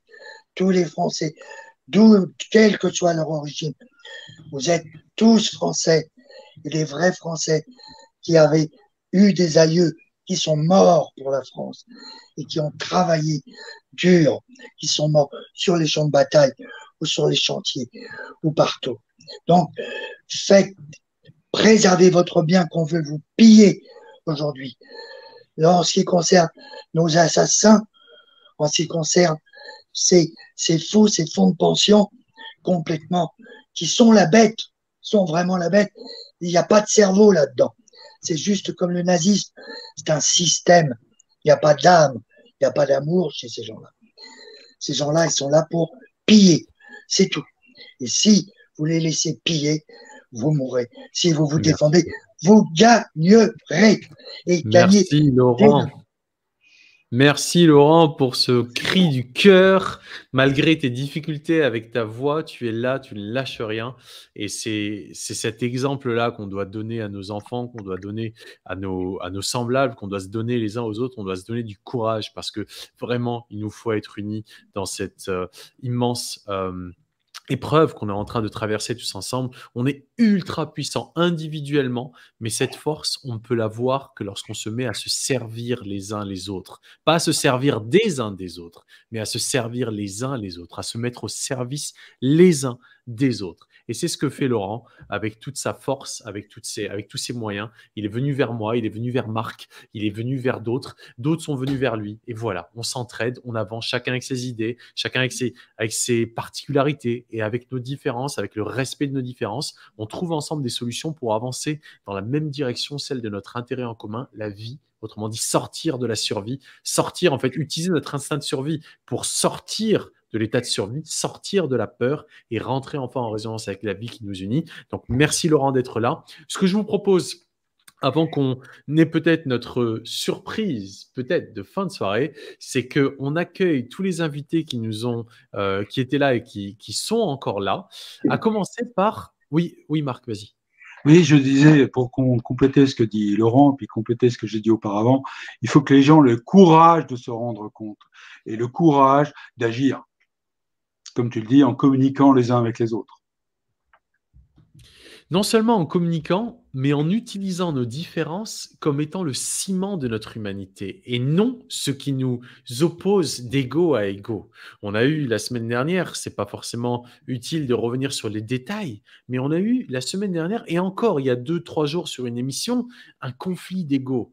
Et en fait, ce qui est essentiel, c'est qu'on réalise à quel point tout ce qu'on croit qui nous anime a été imprimé en nous afin de faire en sorte qu'on ne puisse pas collaborer, qu'on ne puisse pas communiquer, qu'on ne puisse pas se lier les uns aux autres sans avoir de dominant et de dominé. Et c'est ça le drame, c'est que tant qu'on a fonctionné comme ça en pensant que c'était la seule manière, qu'il fallait voter pour un président, qu'il y avait forcément un chef, que tout était fait de telle sorte à ce que il y ait toujours forcément l'un au-dessus des autres et que ce n'était pas par le mérite, mais par le statut que nos différences se faisaient. Si quelqu'un mérite, par exemple comme Laurent, de tenir le discours qu'il tient ou de mener l'opération qu'il mène, mais bien sûr qu'il le mérite de le faire. Et il n'y a pas à vouloir se comparer à lui en disant « mais attends, il prend ma place, c'est à moi de le faire ». Et dès lors qu'en fait chacun occupe pleinement sa place parce qu'on n'a pas peur, on ne se compare pas, eh bien en fait ce qui se passe, c'est qu'il y a un miracle qui se produit. C'est que ce qui nous unit, et encore une fois, ce n'est pas juste des paroles, c'est concret, ce qui nous unit, c'est la vie. C'est la même vie qui coule autant dans les veines de Laurent que dans celles de Marc que dans les miennes. On ne peut pas dire ma vie, ta vie, sa vie, c'est la vie. On peut dire mon expérience de la vie, ma perspective de la vie, mes idées sur la vie, oui. Mais la vie, on ne peut pas dire ma vie, même si par abus de langage, on le dit comme gagner sa vie, c'est ridicule. On ne peut pas gagner notre vie, on nous l'a déjà prêtée. Elle ne nous appartient pas. On est la vie. Et on accumule tout plein de choses, tout plein d'expériences dans la vie. Donc c'est vrai que c'est magnifique lorsque je vois Laurent avec ses idées, lorsque je vois Marc avec ses idées, lorsque je vois François, Jésus, Marc, Sébastien, tant d'autres, Emmanuel, tant d'autres avec chacun ses idées, et qu'on est là et qu'on peut tous s'écouter, se respecter, et tous ensemble avancer dans la même direction, pas parce que notre ennemi c'est Macron. Macron c'est notre allié. Pourquoi? Parce qu'avec sa folie furieuse, avec son inconscience, ce qu'il fait c'est qu'il nous réunit. Et donc, il faut lui être extrêmement reconnaissant et surtout agir d'une manière qui correspond à qui nous sommes et non plus à ce dont nous avons peur parce qu'ils l'ont imprimé en nous. Il faut se débarrasser de tout ça. Qu'est-ce qu'on dit, Marc? On accueille tout le monde et puis on accorde encore un... Allons-y. Allez, et on accorde un petit peu encore d'attention à notre grand sage politique qui ne s'en réclame pas, mais qui pour moi m'apprend beaucoup à chaque fois sur l'art de la politique, qui est un art de la guerre finalement. Enfin, je sais pas, on va voir ce qu'il en pense. Merci de réaccueillir un petit peu tout le monde dans vos cœurs qui sont encore présents. Marc, qu'est-ce que tu penses? Qu'est-ce que tu peux nous faire comme débrief de tout ce qu'on vient de se raconter? Je trouve toujours formidable que vous ayez l'empathie et le partage du cœur, parce que c'est évidemment le moteur. Mais ce que je voudrais vous passer comme message, c'est qu'il va falloir qu'on s'éduque, il va falloir qu'on apprenne pour pouvoir remplacer les gens qui nous dirigent aujourd'hui et qui, eux, ont très très bien compris comment fonctionnaient les systèmes, les machines et les systèmes politiques et les assemblages des machines et des systèmes politiques qui permettent de piloter les opinions des individus à qui on fait croire qu'ils ont décidé alors qu'en fait, on a manufacturé la décision en amont. Le message que je veux passer, c'est c'est une nécessité absolue pour mener cette révolution de la vérité, apprendre. Il faut apprendre à faire fonctionner ces systèmes à la place des gens qui nous pilotent avec aujourd'hui. Il faut développer, déployer des infrastructures au-delà des intentions et des discours qui sont essentiels parce que tout commence par le langage, parce que le langage, c'est l'expression de l'idée et l'échange, bien sûr, mais il va falloir construire et construire quelque chose d'autre à la place de ce qui existe. Et je peux vous garantir que la tâche est immense dans la mesure où nous avons tous globalement l'intuition de ce qui pourrait fonctionner et ce qui serait efficace, mais que tant que ça n'est pas opérationnel sur le terrain, ça n'est tout simplement pas. Voilà. Donc, il va falloir apprendre, partager et construire. Et ça commence maintenant. Hein. On n'est pas obligé d'attendre les sélections pestilentielles. Les sélections sont des sélections. En fait, c'est le petit monde de l'oligarchie qui se sélectionne entre lui-même. Et ce que nous faisons, nous, c'est que nous lui faisons un petit croche-pied, je dis bien un petit croche-pied, pour les obliger à exécuter le plan B ou peut-être le plan C. Mais toutes les combinaisons ont déjà été envisagées et tous les plans de ces combinaisons sont déjà à pied d'œuvre dans leur petit dossier. Donc, n'imaginons pas un seul instant que c'est de notre chef et que nous allons faire trébucher le colosse au pied d'argile. Pour qu'il trébuche et qu'il s'effondre, il faut mettre bien plus d'eau que la quantité d'eau qu'on met ce soir avec nos salives et véritablement démonter les artefacts qui permettent à cette pyramide de la transmission à la fois du pouvoir, mais surtout de la responsabilité et par la corruption, de la collusion, de démonter cette pyramide et de faire en sorte que les hommes qui la constituent aujourd'hui ne soient pas forcément morts en sortant. Vous savez, en distribuant mes tracts aujourd'hui, j'ai passé la demi-journée à le faire. J'ai distribué 1000 tracts dans la rue. J'ai fait un peu de boîte aux lettres, etc. Et les choses les plus intéressantes arrivent toujours quand on s'adresse aux macronistes Parce que je leur présente un projet de société, je leur dis, bah voilà, moi je vous propose un projet de société dans lequel on va mettre moins de mensonges et moins de corruption. Et là, les gens disent, mais c'est pas possible. J'ai dit, mais c'est parce que vous avez besoin de cette corruption pour toucher votre salaire à la fin du mois que vous dites que c'est pas possible. Et la difficulté, c'est que chacun des éléments de la société est tenu par son aval et son supérieur hiérarchique. Comprenez bien que ces gens-là qui sont inclus, qui sont intriqués, voilà, le mot plus précis, c'est intriqués, vont avoir un mal immense à se détacher de la matrice. Voilà, c'est tout ce que je peux vous dire. Je suis désolé que ça tombe un tout petit peu à plat à la fin, mais globalement, il faut apprendre. C'est tout à fait juste. En fait, il faut se confronter à la réalité. Et la réalité, c'est qu'il y a des gens, malheureusement, qui ne vont pas réussir à se sortir de l'hypnose dans laquelle ils sont. Mais ceux parmi nous qui sommes conscients de notre co-responsabilité dans ce qui nous arrive et de notre capacité à co-créer tous ensemble, eh ben, on se réunit. C'est ce qui est en train de nous arriver. Marc ? Oui, je veux dire une chose, c'est que, bon, au niveau, j'ai été un peu consultant, on va dire, la conduite du changement, ça existe, hein. Ça marche vachement bien, hein. Donc, il n'y aura pas de révolution avec de l'inconnu derrière. Nous n'allons pas vers un abîme en se révoltant. La conduite du changement, ça peut se faire. Et on est bien d'accord. Un pays, c'est pas une entreprise, ça se manage pas comme une entreprise. Donc, avec beaucoup d'humanité et beaucoup de bienveillance. C'est faisable. C'est faisable. Il y a beaucoup de concepts pour ça. Il y en a plein. On est toute une collection. C'est pas pour moi. Mais ça existe. Je partage. Absolument, absolument. Qui souhaite prendre la parole pour un dernier petit tour de table avant qu'on mette un terme à cette émission qui est déjà fort chargée en informations, en émotions. Jésus, il me semble que tu voulais nous parler d'un bouquin, n'est-ce pas, que tu es en train d'écrire? Oui, alors, vous m'entendez? Oui. En fait, vous parliez de la vie et moi je vais vous parler d'un livre qu'on a sorti grâce à Yvan qui a fait le livre des Gilets jaunes, un livre de mon père en fait qui a fait les camps de concentration qu'on appelait Je veux survivre. Hein, voilà. Et il faut savoir que en fait mon père il a fait Auschwitz, Buchenwald, Mitteldo-Dora. Il était dans le principal mouvement de la résistance polonaise. Armia Krajowa, l'organisation la plus importante de l'Europe, un peu comme les Gilets jaunes de l'époque, et pour dire qu'ils ont eu la foi contre Hitler, il a distribué des livres, enfin des journaux contre Hitler, etc. Et déjà à l'époque, il était comme les Gilets jaunes, il sentait qu'il y avait la dictature qui arrivait, il y avait un mec qui arrivait qui était dangereux. Donc voilà, c'est toujours un éternel recommencement. Je peux vous dire juste, donc j'ai fait une partie du bouquin et Yvan m'a aidé à le retravailler. Mon père a fait Auschwitz, Buchenwald et Dora en tant que prisonnier politique polonais. Il portait le triangle rouge dans les camps. Non, il n'était pas juif, mais catholique. Mais qu'importe.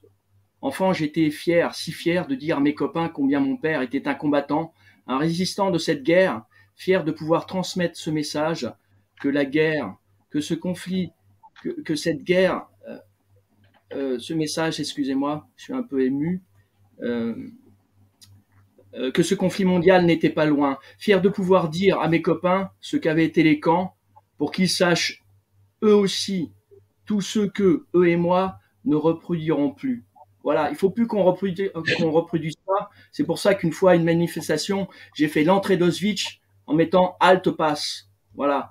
Et on est en train d'arriver à ça. Il faut pas dire qu'on est en dictature, on y est presque. Il faut vraiment reculer tout ça. Si Macron passe, on est fini. Hein. Après les élections, il y aura encore des nouveaux variants, etc. Il faut arrêter ça. Je peux dire juste une chose sur le vaccin. Nous avons la preuve que le vaccin ne fonctionne absolument pas. Aujourd'hui, il y a eu 10 milliards d'inoculés dans le monde. La France aussi, un record de vaccinés. 70% d'effets secondaires et la situation est toujours la même. Mais ce qui est étrange et intéressant, c'est que la volonté de voir augmenter la couverture vaccinale pour ce vaccin dont on a la preuve sous les yeux qui ne marche absolument pas. Donc, confinement, masque et tout, ils voulaient nous enfermer dans le mot enfer. Dans le mot enfermé, il y a le mot enfer. Ils veulent nous mettre en enfer. C'est à nous maintenant de les laisser, de créer notre monde. Amen. Je vous aime. Merci beaucoup, Jésus. Bravo. Magnifique témoignage. Donc ça, c'est le bouquin de ton Alors, papa, le livre sera en vente à la fin du mois. Là, c'est le premier qui vient de sortir. On fait l'édition dans 2 semaines. Ça sera parti. Ceux qui le veulent, vous pourrez. Je vous donne mon mail ou mon téléphone 06 18 83 15 47 ou par mail ifra@hotmail.fr. Et sinon, ça sera à la Fnac et dans des librairies. Voilà. Est-ce que tu peux me les écrire dans le chat et puis je vais les afficher à l'écran? Pour votre accueil. Tu peux me les écrire dans le chat et je vais les afficher à l'écran? Hein? Ouais. Tu fais ça? Tu as entendu? Ouais, sans aucun problème. Super. Oui, j'ai entendu. Ouais. Super. Eh bien, ce que je vous propose, c'est que on écoute une dernière intervention d'un invité qui n'était pas là en direct, mais dont le message en fait nous est directement adressé. C'est un message d'Arnaud Upinski que vous connaissez certainement, qui avait fait avec moi et Marc, ici présent de Fouquier, une émission il y a environ 3 semaines. C'était un atelier du dimanche qui était absolument passionnant. Et donc, Arnaud Upinski a fait un message sur la Toussaint, un j'accuse en fait, un j'accuse de la Toussaint. Il accuse le président Macron au nom de la révolte qui gronde du tréfonds. Donc je vais nous passer ça, je vais partager tout mon écran, donc ça va faire un effet peut-être un peu bizarre pendant un temps, et je m'en excuse, je vous demande pardon. Donc ça va faire un effet bizarre, hop, mais au moins on va pouvoir. Est-ce que je peux dire un mot un petit peu? Avant, oui, vas-y, je t'en prie. Oui, simplement, je voulais, j'avais pas cité tout à l'heure, mais je voulais transmettre toute ma sympathie, mon admiration pour l'intervention de Jésus et de Sébastien, que j'ai trouvé totalement excellent. Et Jésus, tu es une âme véritablement du mouvement des Gilets jaunes. C'est un honneur que tu sois présent ce soir. Tu apportes et beaucoup dans la dynamique. C'est dans la dynamique de ce mouvement et de façon permanente et avec un sacrifice physique qui est à peine croyable. Donc un très grand bravo à toi, Jésus, tu es formidable et je suis content que tout le monde puisse te voir aujourd'hui et que ton image. Tu étais à la flamme de la liberté au Sacré-Cœur. Absolument. Bon, je te dis bravo et je suis heureux que tu sois là. Tu es avec moi. Sébastien, tout à fait. Sébastien, bravo pour l'originalité de ta pensée. Hein, c'est très important. Tu montres que toutes les voies de recherche sincères sont riches et apportent véritablement à l'édifice, à la solidité de l'édifice et de l'entreprise. Bravo, Sébastien. Merci. Voilà. Eh bien, bravo à toi Laurent. Aussi. Tu es encore là, tu es avec nous. Merci à tous, de toute façon, pour vos interventions et pour cette initiative. Merci d'être présent et d'être dans la résistance, j'ai juste envie de dire. On va y arriver.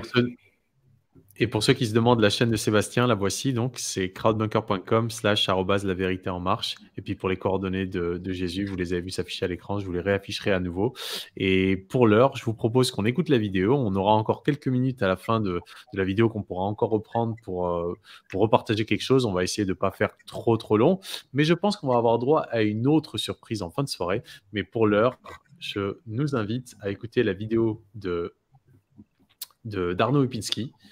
Pour nous, donc, hop, en espérant que ça se charge correctement. Voilà. Quatrièmement, crime de l'incitation à la haine de la France. Il donne la mesure de l'irresponsabilité et du gouvernement, les responsabilités. Est-ce que vous entendez correctement? Un peu fort, mais c'est bien. Est-ce que vous entendez correctement? Oui, oui, ça On marche. entend. Très bien, c'est parti, je relance. Oui. Du criminel.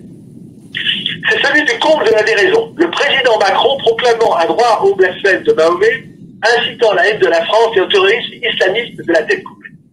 Cette déraison a été commise à la Sorbonne par la sacralisation solennelle du droit au blasphème comme valeur suprême de la République par le président Macron lorsqu'il a déclaré dans ce haut lieu de la théologie française que la figure de Samuel Paty, c'est-à-dire du blasphémateur de Mahomet du point de vue de l'islam, était la figure de la République.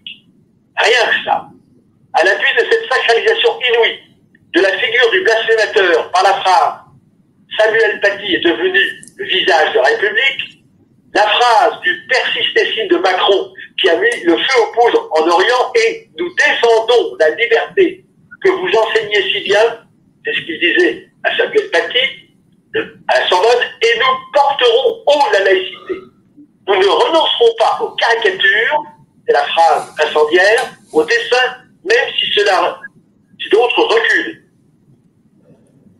La fameuse manière d'enseigner de Samuel Paty, c'était de former des républicains, c'est ce qui a été dit à la Sorbonne, c'est-à-dire, bien entendu, des blasphémateurs du point de vue de l'islam. Mais dans la cour de la Sorbonne, comme dans les médias et dans la presse, la liberté d'expression a été violée, puisque la caricature blasphématoire de Mahomet qui a mis le feu aux poudres islamiques n'a pas été montrée. Elle a été censurée pour cacher sa faute. Donc, vous voyez, ce qui a provoqué la phrase « Samuel Paty est devenu le visage de la République ». Vous voyez ce qui aurait dû se présenter à la Sorbonne si le président était si fier de l'acte de Samuel Paty. D'un côté, il y avait effectivement tenu à bout de bras donc la photo de Samuel Paty, c'est très bien, mais il aurait dû y avoir aussi la caricature dont le président de la République est si fier. Et que voyons-nous sur cette caricature?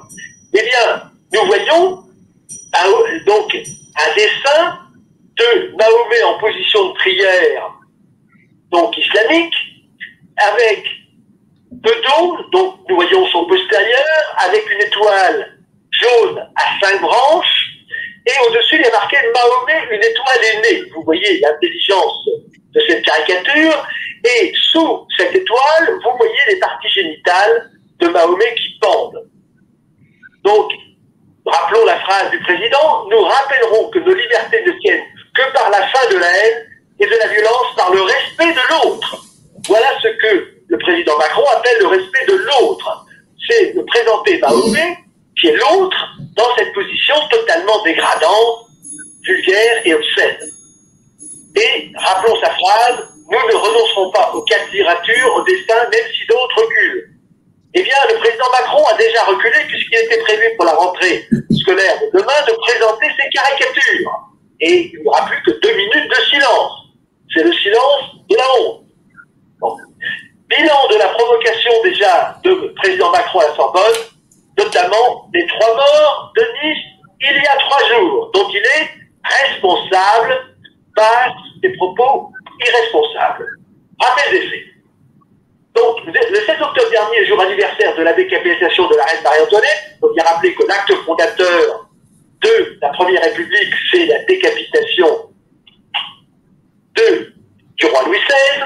Samuel Paty, professeur d'histoire, a eu la tête tranchée à Conflans-Sainte-Honorine par un musulman russe tchétchène, après avoir montré à ses élèves 2 caricatures blasphématoires de Mahomet. La deuxième, c'est la première, celle que je vous ai montrée, qui est vraiment l'incendiaire. En stricte application des instructions de l'éducation nationale sur la liberté d'expression. C'est ce qui a été confirmé par le président Macron. Donc, c'est bien l'éducation nationale qui est responsable de la mort de Samuel Paty, et bien confirmé par le président République.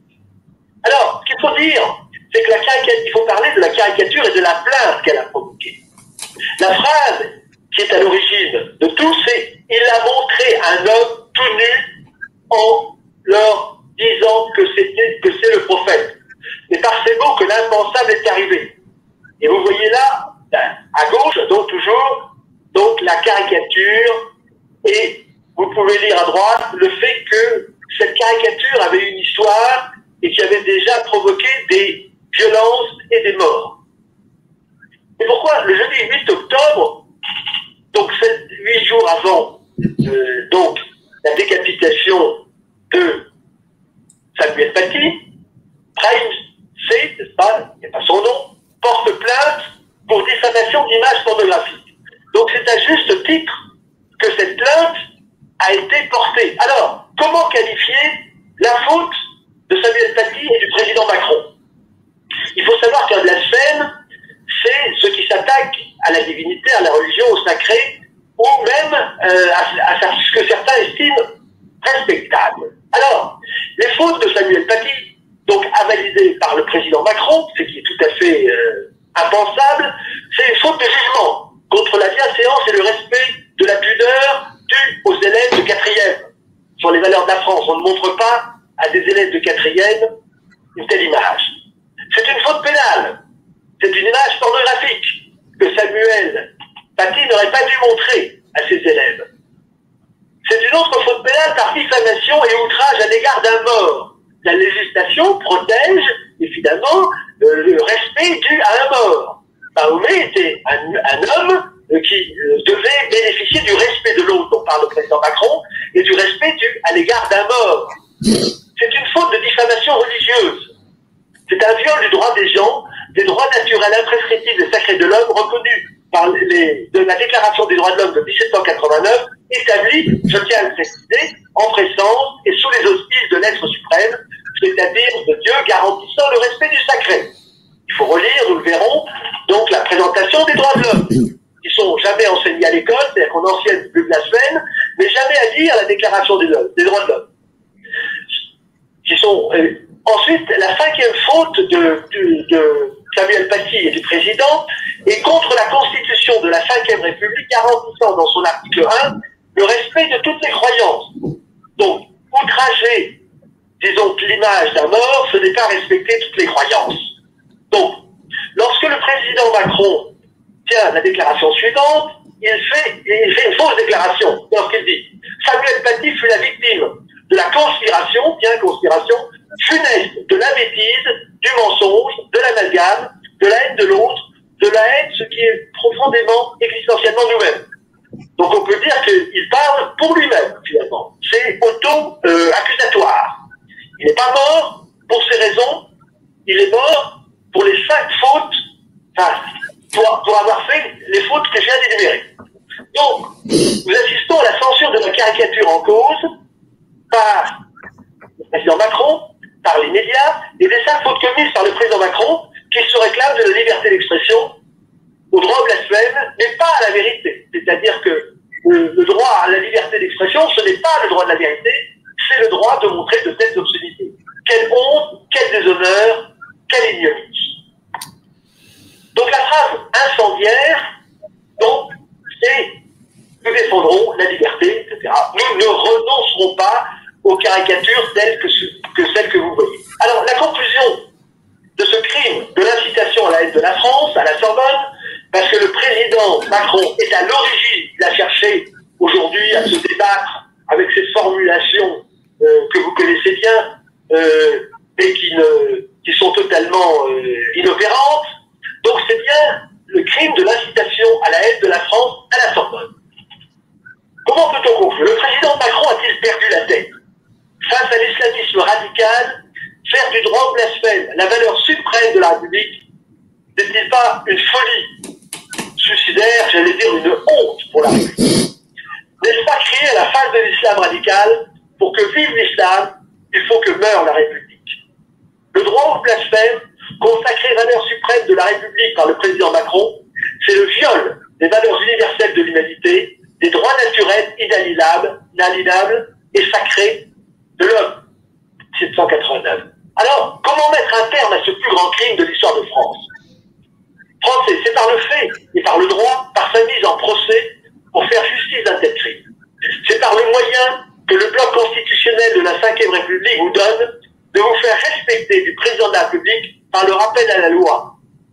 de la Déclaration des droits de l'homme, constamment présente à tous les membres du corps social pour leur rappeler sans cesse leurs droits et leurs devoirs, afin que les actes du pouvoir législatif et ceux du pouvoir exécutif pouvant être à chaque instant comparés avec le but de toute institution politique en soient plus respectés. C'est l'intention du législateur de 1789, c'est d'avoir toujours présent sous les yeux la Déclaration de l'homme pour pouvoir donc comparer la déclaration et les actes du pouvoir exécutif et les faire respecter. Eh bien, voilà. Merci Arnaud Lipinski de cette intervention qui était, ma foi, fort choquante, je dirais, parce que c'est vrai que je n'avais jamais pris le temps de regarder cette caricature avec aussi longtemps et avec autant de détails. Et c'est vrai que rien que ça, déjà, de la part de celui qui se dit président et qui est en fait, de toute évidence, on le voit, un véritable usurpateur, un attiseur de conflits, quelqu'un qui veut tout détruire, qui veut vraiment séparer. De toute évidence, rien que ça suffirait à ne pas revoter pour un pareil inconscient, irresponsable et surtout un criminel, tout simplement, car c'est illégal, comme nous l'a très à propos démontré Arnaud Lipinski. Un pyromane, Macron, en fait. Un pyromane. Un pyromane.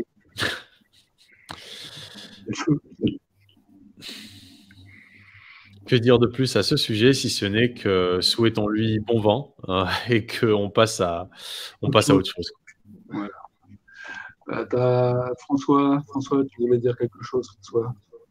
Oui. On t'entend pas là. Tu peux mettre plus de son, s'il te plaît, François? Ah, François, ouais, il faut activer ton micro. Vas-y. C'est mieux, excusez-moi. Voilà. Ouais, je voulais terminer la soirée par un message d'espoir, en fait. Et je voulais parler du café de Fort-Calquier, la SDAC, la zone de défense active de la culture, qui a été menée par Merlin, courageux, guerrier. Depuis le début de la crise sanitaire, il a voulu sauver le lien social, aider les gens. Il a des ennuis assez récurrents avec la justice. Et les forces de l'ordre sont arrivées à 200 hier matin. Ils ont réduit la SDAC en ruine. Mais il a fait 10 heures de garde à vue, il est sorti et ils vont continuer. Donc nous, on y va samedi pour être en soutien, pour être là. On va faire des concerts, des chants, on va être là. Le plus nombreux possible. Il y a des convois des libertés qui vont nous rejoindre là-bas. Voilà. Donc j'invite tout le monde qui est dans la région à venir en soutien. Et la bonne nouvelle, c'est qu'après ça, en fait, des cafés des libertés, là autour de moi, il y en a pas mal. J'ai appris, il y en a 15 ou 16 qui viennent de se monter. Et moi, j'en veux pas 16, j'en veux 100, j'en veux partout. J'en veux dans toutes les villes de France, des cafés des libertés. Des zones actives de défense de la culture, ils pourront rien faire. Les écoles alternatives, c'est pareil. Si à chaque fois, on se prend en main dans tous les petits villages, qu'on crée notre réalité, pour moi, la finalité, c'est pas devant les élections, c'est notre réalité qu'on va créer. Elle est déjà en marche. Cette réalité est déjà en marche. Alors, comprenez-le bien, c'est nous de prendre notre destin en main. Voilà. C'est ce message d'espoir, parce que je sais que ça existe déjà. Voilà.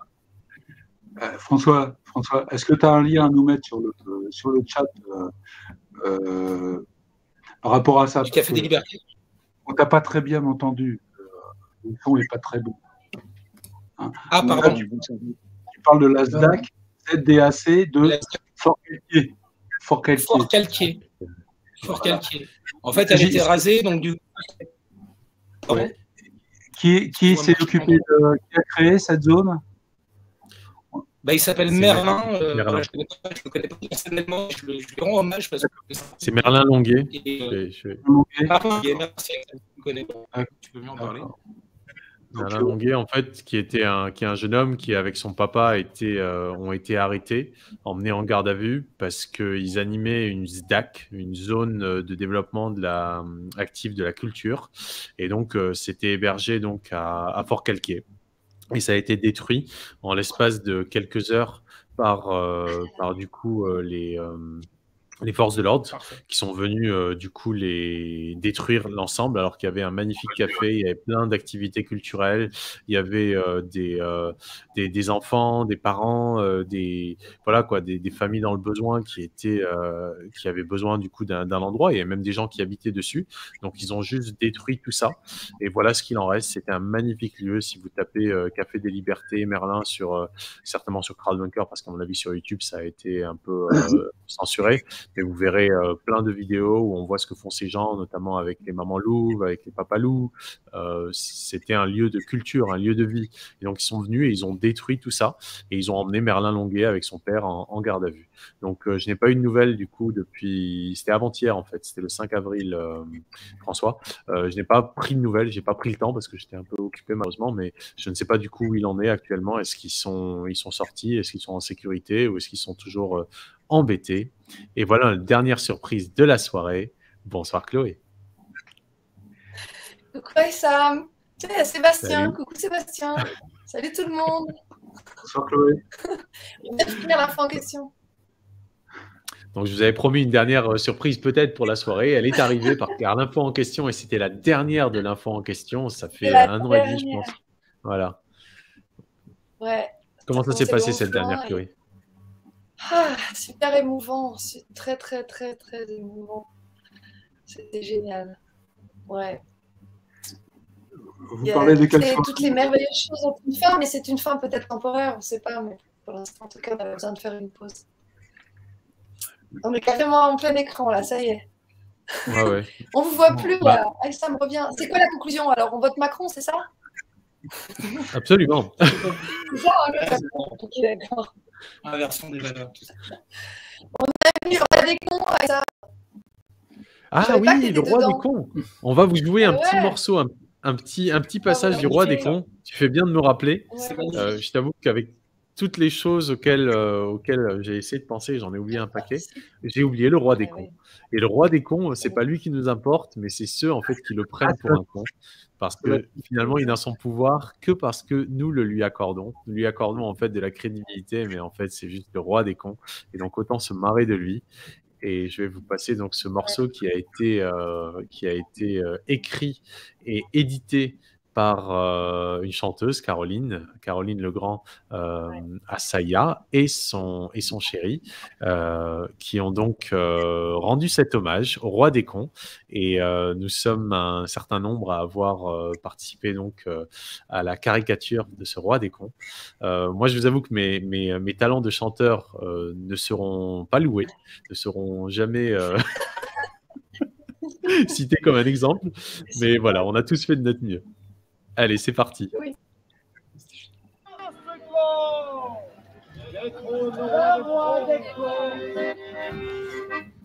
Tous les banquiers sont ses amis. Tous les banquiers sont ses amis. Le pognon fait sa dynastie. Le pognon fait sa dynastie. Mais il y a une chance qu'on détrône le roi des cons. Ça, c'était Caroline que vous venez de voir. Il joue les bons samaritains. Il joue les bons samaritains. Avec les médias dans sa main. Avec les médias dans sa main. Mais il y a une chance qu'on détrône le roi des cons. Allons, venez, venez. On le nomme Manu le malin. On le nomme Manu le malin. C'est certain, ça n'est pas un saint. C'est certain, ça n'est pas un saint. Mais il y a une chance qu'on détrône le roi des cons. Fais les comptes, tu nous trompes, ça nous compte dans le fond, c'est l'union, tenez bon. Sous hypnose, on le suit docile. Sous hypnose, on le suit docile. Comme des moutons, des imbéciles. Comme des moutons, des imbéciles. Mais il y a une chance qu'on détrône le roi des cons. Éteignons nos télés, sa vérité est ailleurs. À ses pieds, son petit chien errant. À ses pieds, son petit chien errant. Les mafieux du gouvernement. Les mafieux du gouvernement. Mais il y a une chance qu'on détrône le roi des cons. Résistons, ça n'est pas fini. Résistons, ça n'est pas fini. Ils veulent nous piquer à tout prix. Ils veulent nous piquer à tout prix. Mais il y a une chance qu'on détrône le roi des cons. Ils sont notre avenir, protégeons nos enfants. Et enrichir tous les lobbies. Et enrichir tous les lobbies. Il nous faut défendre nos vies.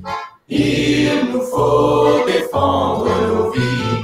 Mais il y a une chance qu'on détrône le roi des cons. Il est temps d'habiller le peuple des plus belles parures et d'aller vers la victoire. Qu'on questionne et il nous accuse.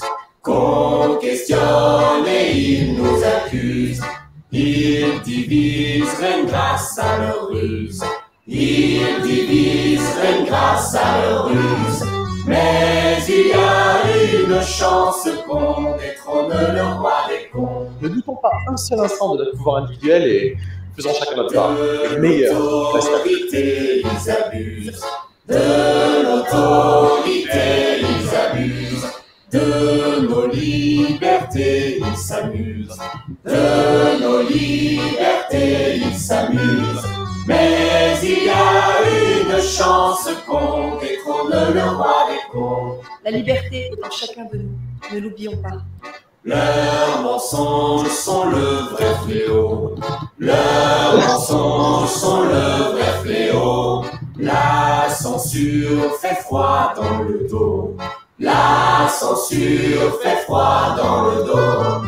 Mais il y a une chance qu'on détrône le roi des cons. Nous naissons libres et égaux et personne n'a le droit de décider à notre place. Les collabos parlent aux infos. Les collabos parlent aux infos.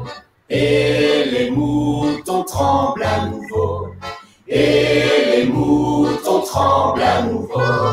Mais il y a une chance qu'on détrône le roi des cons. Faites comme Prométhée, défendez la flamme de la liberté. Ils nous confinent et nous enterrent. Ils nous confinent et nous enterrent. Retiennent la France entre leurs serres. Retiennent la France entre leurs serres. Mais il y a une chance qu'on détrône le roi des cons. Nous sommes la France et nous nous relevons. Pousse au suicide à la misère. Pousse au suicide à la misère. Vers le chaos, le cimetière. Vers le chaos, le cimetière. Mais il y a une chance qu'on détrône le roi des cons. Roi des cons. C'est le peuple, le citoyen. France, as-tu déjà oublié? France, as-tu déjà oublié le droit de vivre en liberté?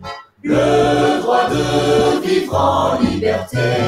Mais il y a une chance qu'on détrône le roi des cons. Le devoir de te relever. Le devoir de te relever. Car ensemble on peut y arriver. Car ensemble on va y arriver. Mais il y a une chance qu'on détrône le roi des cons. C'est l'heure de résister massivement, mes amis. Force et honneur. Mais il y a une chance qu'on détrône le roi des cons. On lâche rien. Yeah! Sors de ce trône. On lâche rien. Les gars, foutez-moi ce roi des cons en slip.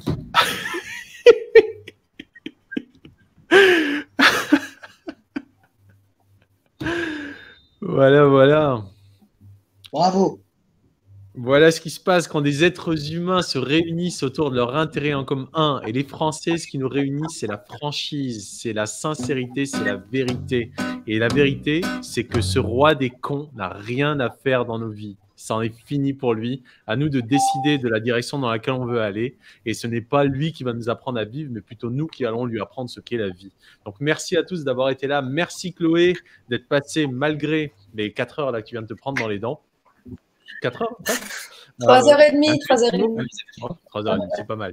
Un dernier petit mot pour notre grand sage politique du milieu. Allez, grand sage politique. C'est risible de présenter un grand sage politique, parce que quelqu'un qui fait de la politique n'est pas sage, par définition. Il revendiquerait même volontiers de ne pas faire de politique, d'abord parce que à l'occasion des départementales, il a été frappé d'inéligibilité, parce que figure-toi que nos comptes de campagne ont été rendus en retard et qu'on n'a pas utilisé le mandataire pour payer nos frais, et le tribunal a dit qu'on ne serait pas éligible. Et ben ça tombe bien, parce que j'avais pas du tout l'intention de me présenter. Nous avons un monde à reconstruire avec les paradigmes, les nouveaux paradigmes que nous avons édictés. Le premier, c'est plus de mensonges, et le second, plus de corruption. Et il y a beaucoup de travail. Beaucoup de travail auquel vous participerez tous, bien entendu, parce que vous avez les talents nécessaires et les qualités de cœur indispensables pour encadrer cet ouvrage. Voilà. Bravo. Magnifique. Je savais bien que tu étais un grand sage politique. Je n'ai pas dit politicien. Politique. Merci. Merci à tous. Chloé veut prendre la parole. Vas-y, Chloé. Non, j'ai dit nuance. Mais c'est vrai que c'est l'occasion. Je vous en avais peut-être parlé, mais il y a le contrôle citoyen pour vérifier que les votes sont conformes au résultat. Vous en avez parlé, Marc, tu en as parlé? Non, moi, j'en ai pas parlé, mais je le fais. En fait, on en parle depuis 3 émissions. Mais ah, pardon, mais j'arrive après la guerre, alors je ne savais pas. Non. Alors, C'est quoi l'adresse mail? C'est quoi les 2 adresses mail? J'ai mis les liens, Issa. Oui, je vais les repartager du coup dans le chat. Il y avait l'initiative avec aussi qui avait émergé. Il y a le lien de bonsens.org et celui d'avec. Oui. C'est contrôle-citoyen.com et contrôle-citoyen-élection.com. C'est ça. Très bien, merci. Merci Chloé. Ça, je les affiche, je les réaffiche. Merci à tous. Voilà pour l'un et pour l'autre. Donc il y en a 2, je vous les ai mis dans le chat, ils sont également affichés ici à l'écran. On a tous un rôle à jouer, vraiment. Hein. Vraiment, on a tous un rôle à jouer, c'est à nous de décider et puis de le faire, quoi. C'est tout. Voilà. Ah, le livre, Jésus. Jésus. C'est un nouveau surnom, Aïssa. Le livre, vous avez les Je coordonnées. veux survivre. Nous allons survivre et nous allons vivre. Je veux survivre. Au-delà de survivre, nous allons vivre. Enfin dire qu'il y a eu. Voilà, nous allons vivre. Et enfin dire qu'il y avait toutes les religions dans les camps de concentration. Mon père était catholique, il y avait des musulmans, il y avait des juifs. Et il y avait des gens du voyage, il y avait des homosexuels, il y avait des prisonniers politiques, etc. Donc ce livre explique des témoignages qu'il n'y a pas encore eu historiquement. Donc voilà, ça sort dans 2 semaines, 3 semaines sûr. Voilà. Mais j'ai laissé mes coordonnées si vous voulez des infos. Ça c'est mon papa. Voilà. Prisonnier politique qui a trimé contre les injustices de ce monde. Voilà. Et il a eu la foi et ça a marché. Donc on va gagner. Mon père est avec nous. Yes. On va gagner. Yes. On va carrément gagner. Merci à tous. Allez. Et espérons qu'il n'y aura plus de 6e émission, tout sauf Macron. On en finit avec lui ce week-end, ok? Oui. Allez. Bonne soirée à tous. Merci pour votre présence et votre partage. Ouais, comme tu dis. Merci. Bravo. Merci à tous. Merci. Bonne soirée. Merci à Zid. Bonne soirée. Bonne soirée. Pour sa musique. C'était chouette. Hein,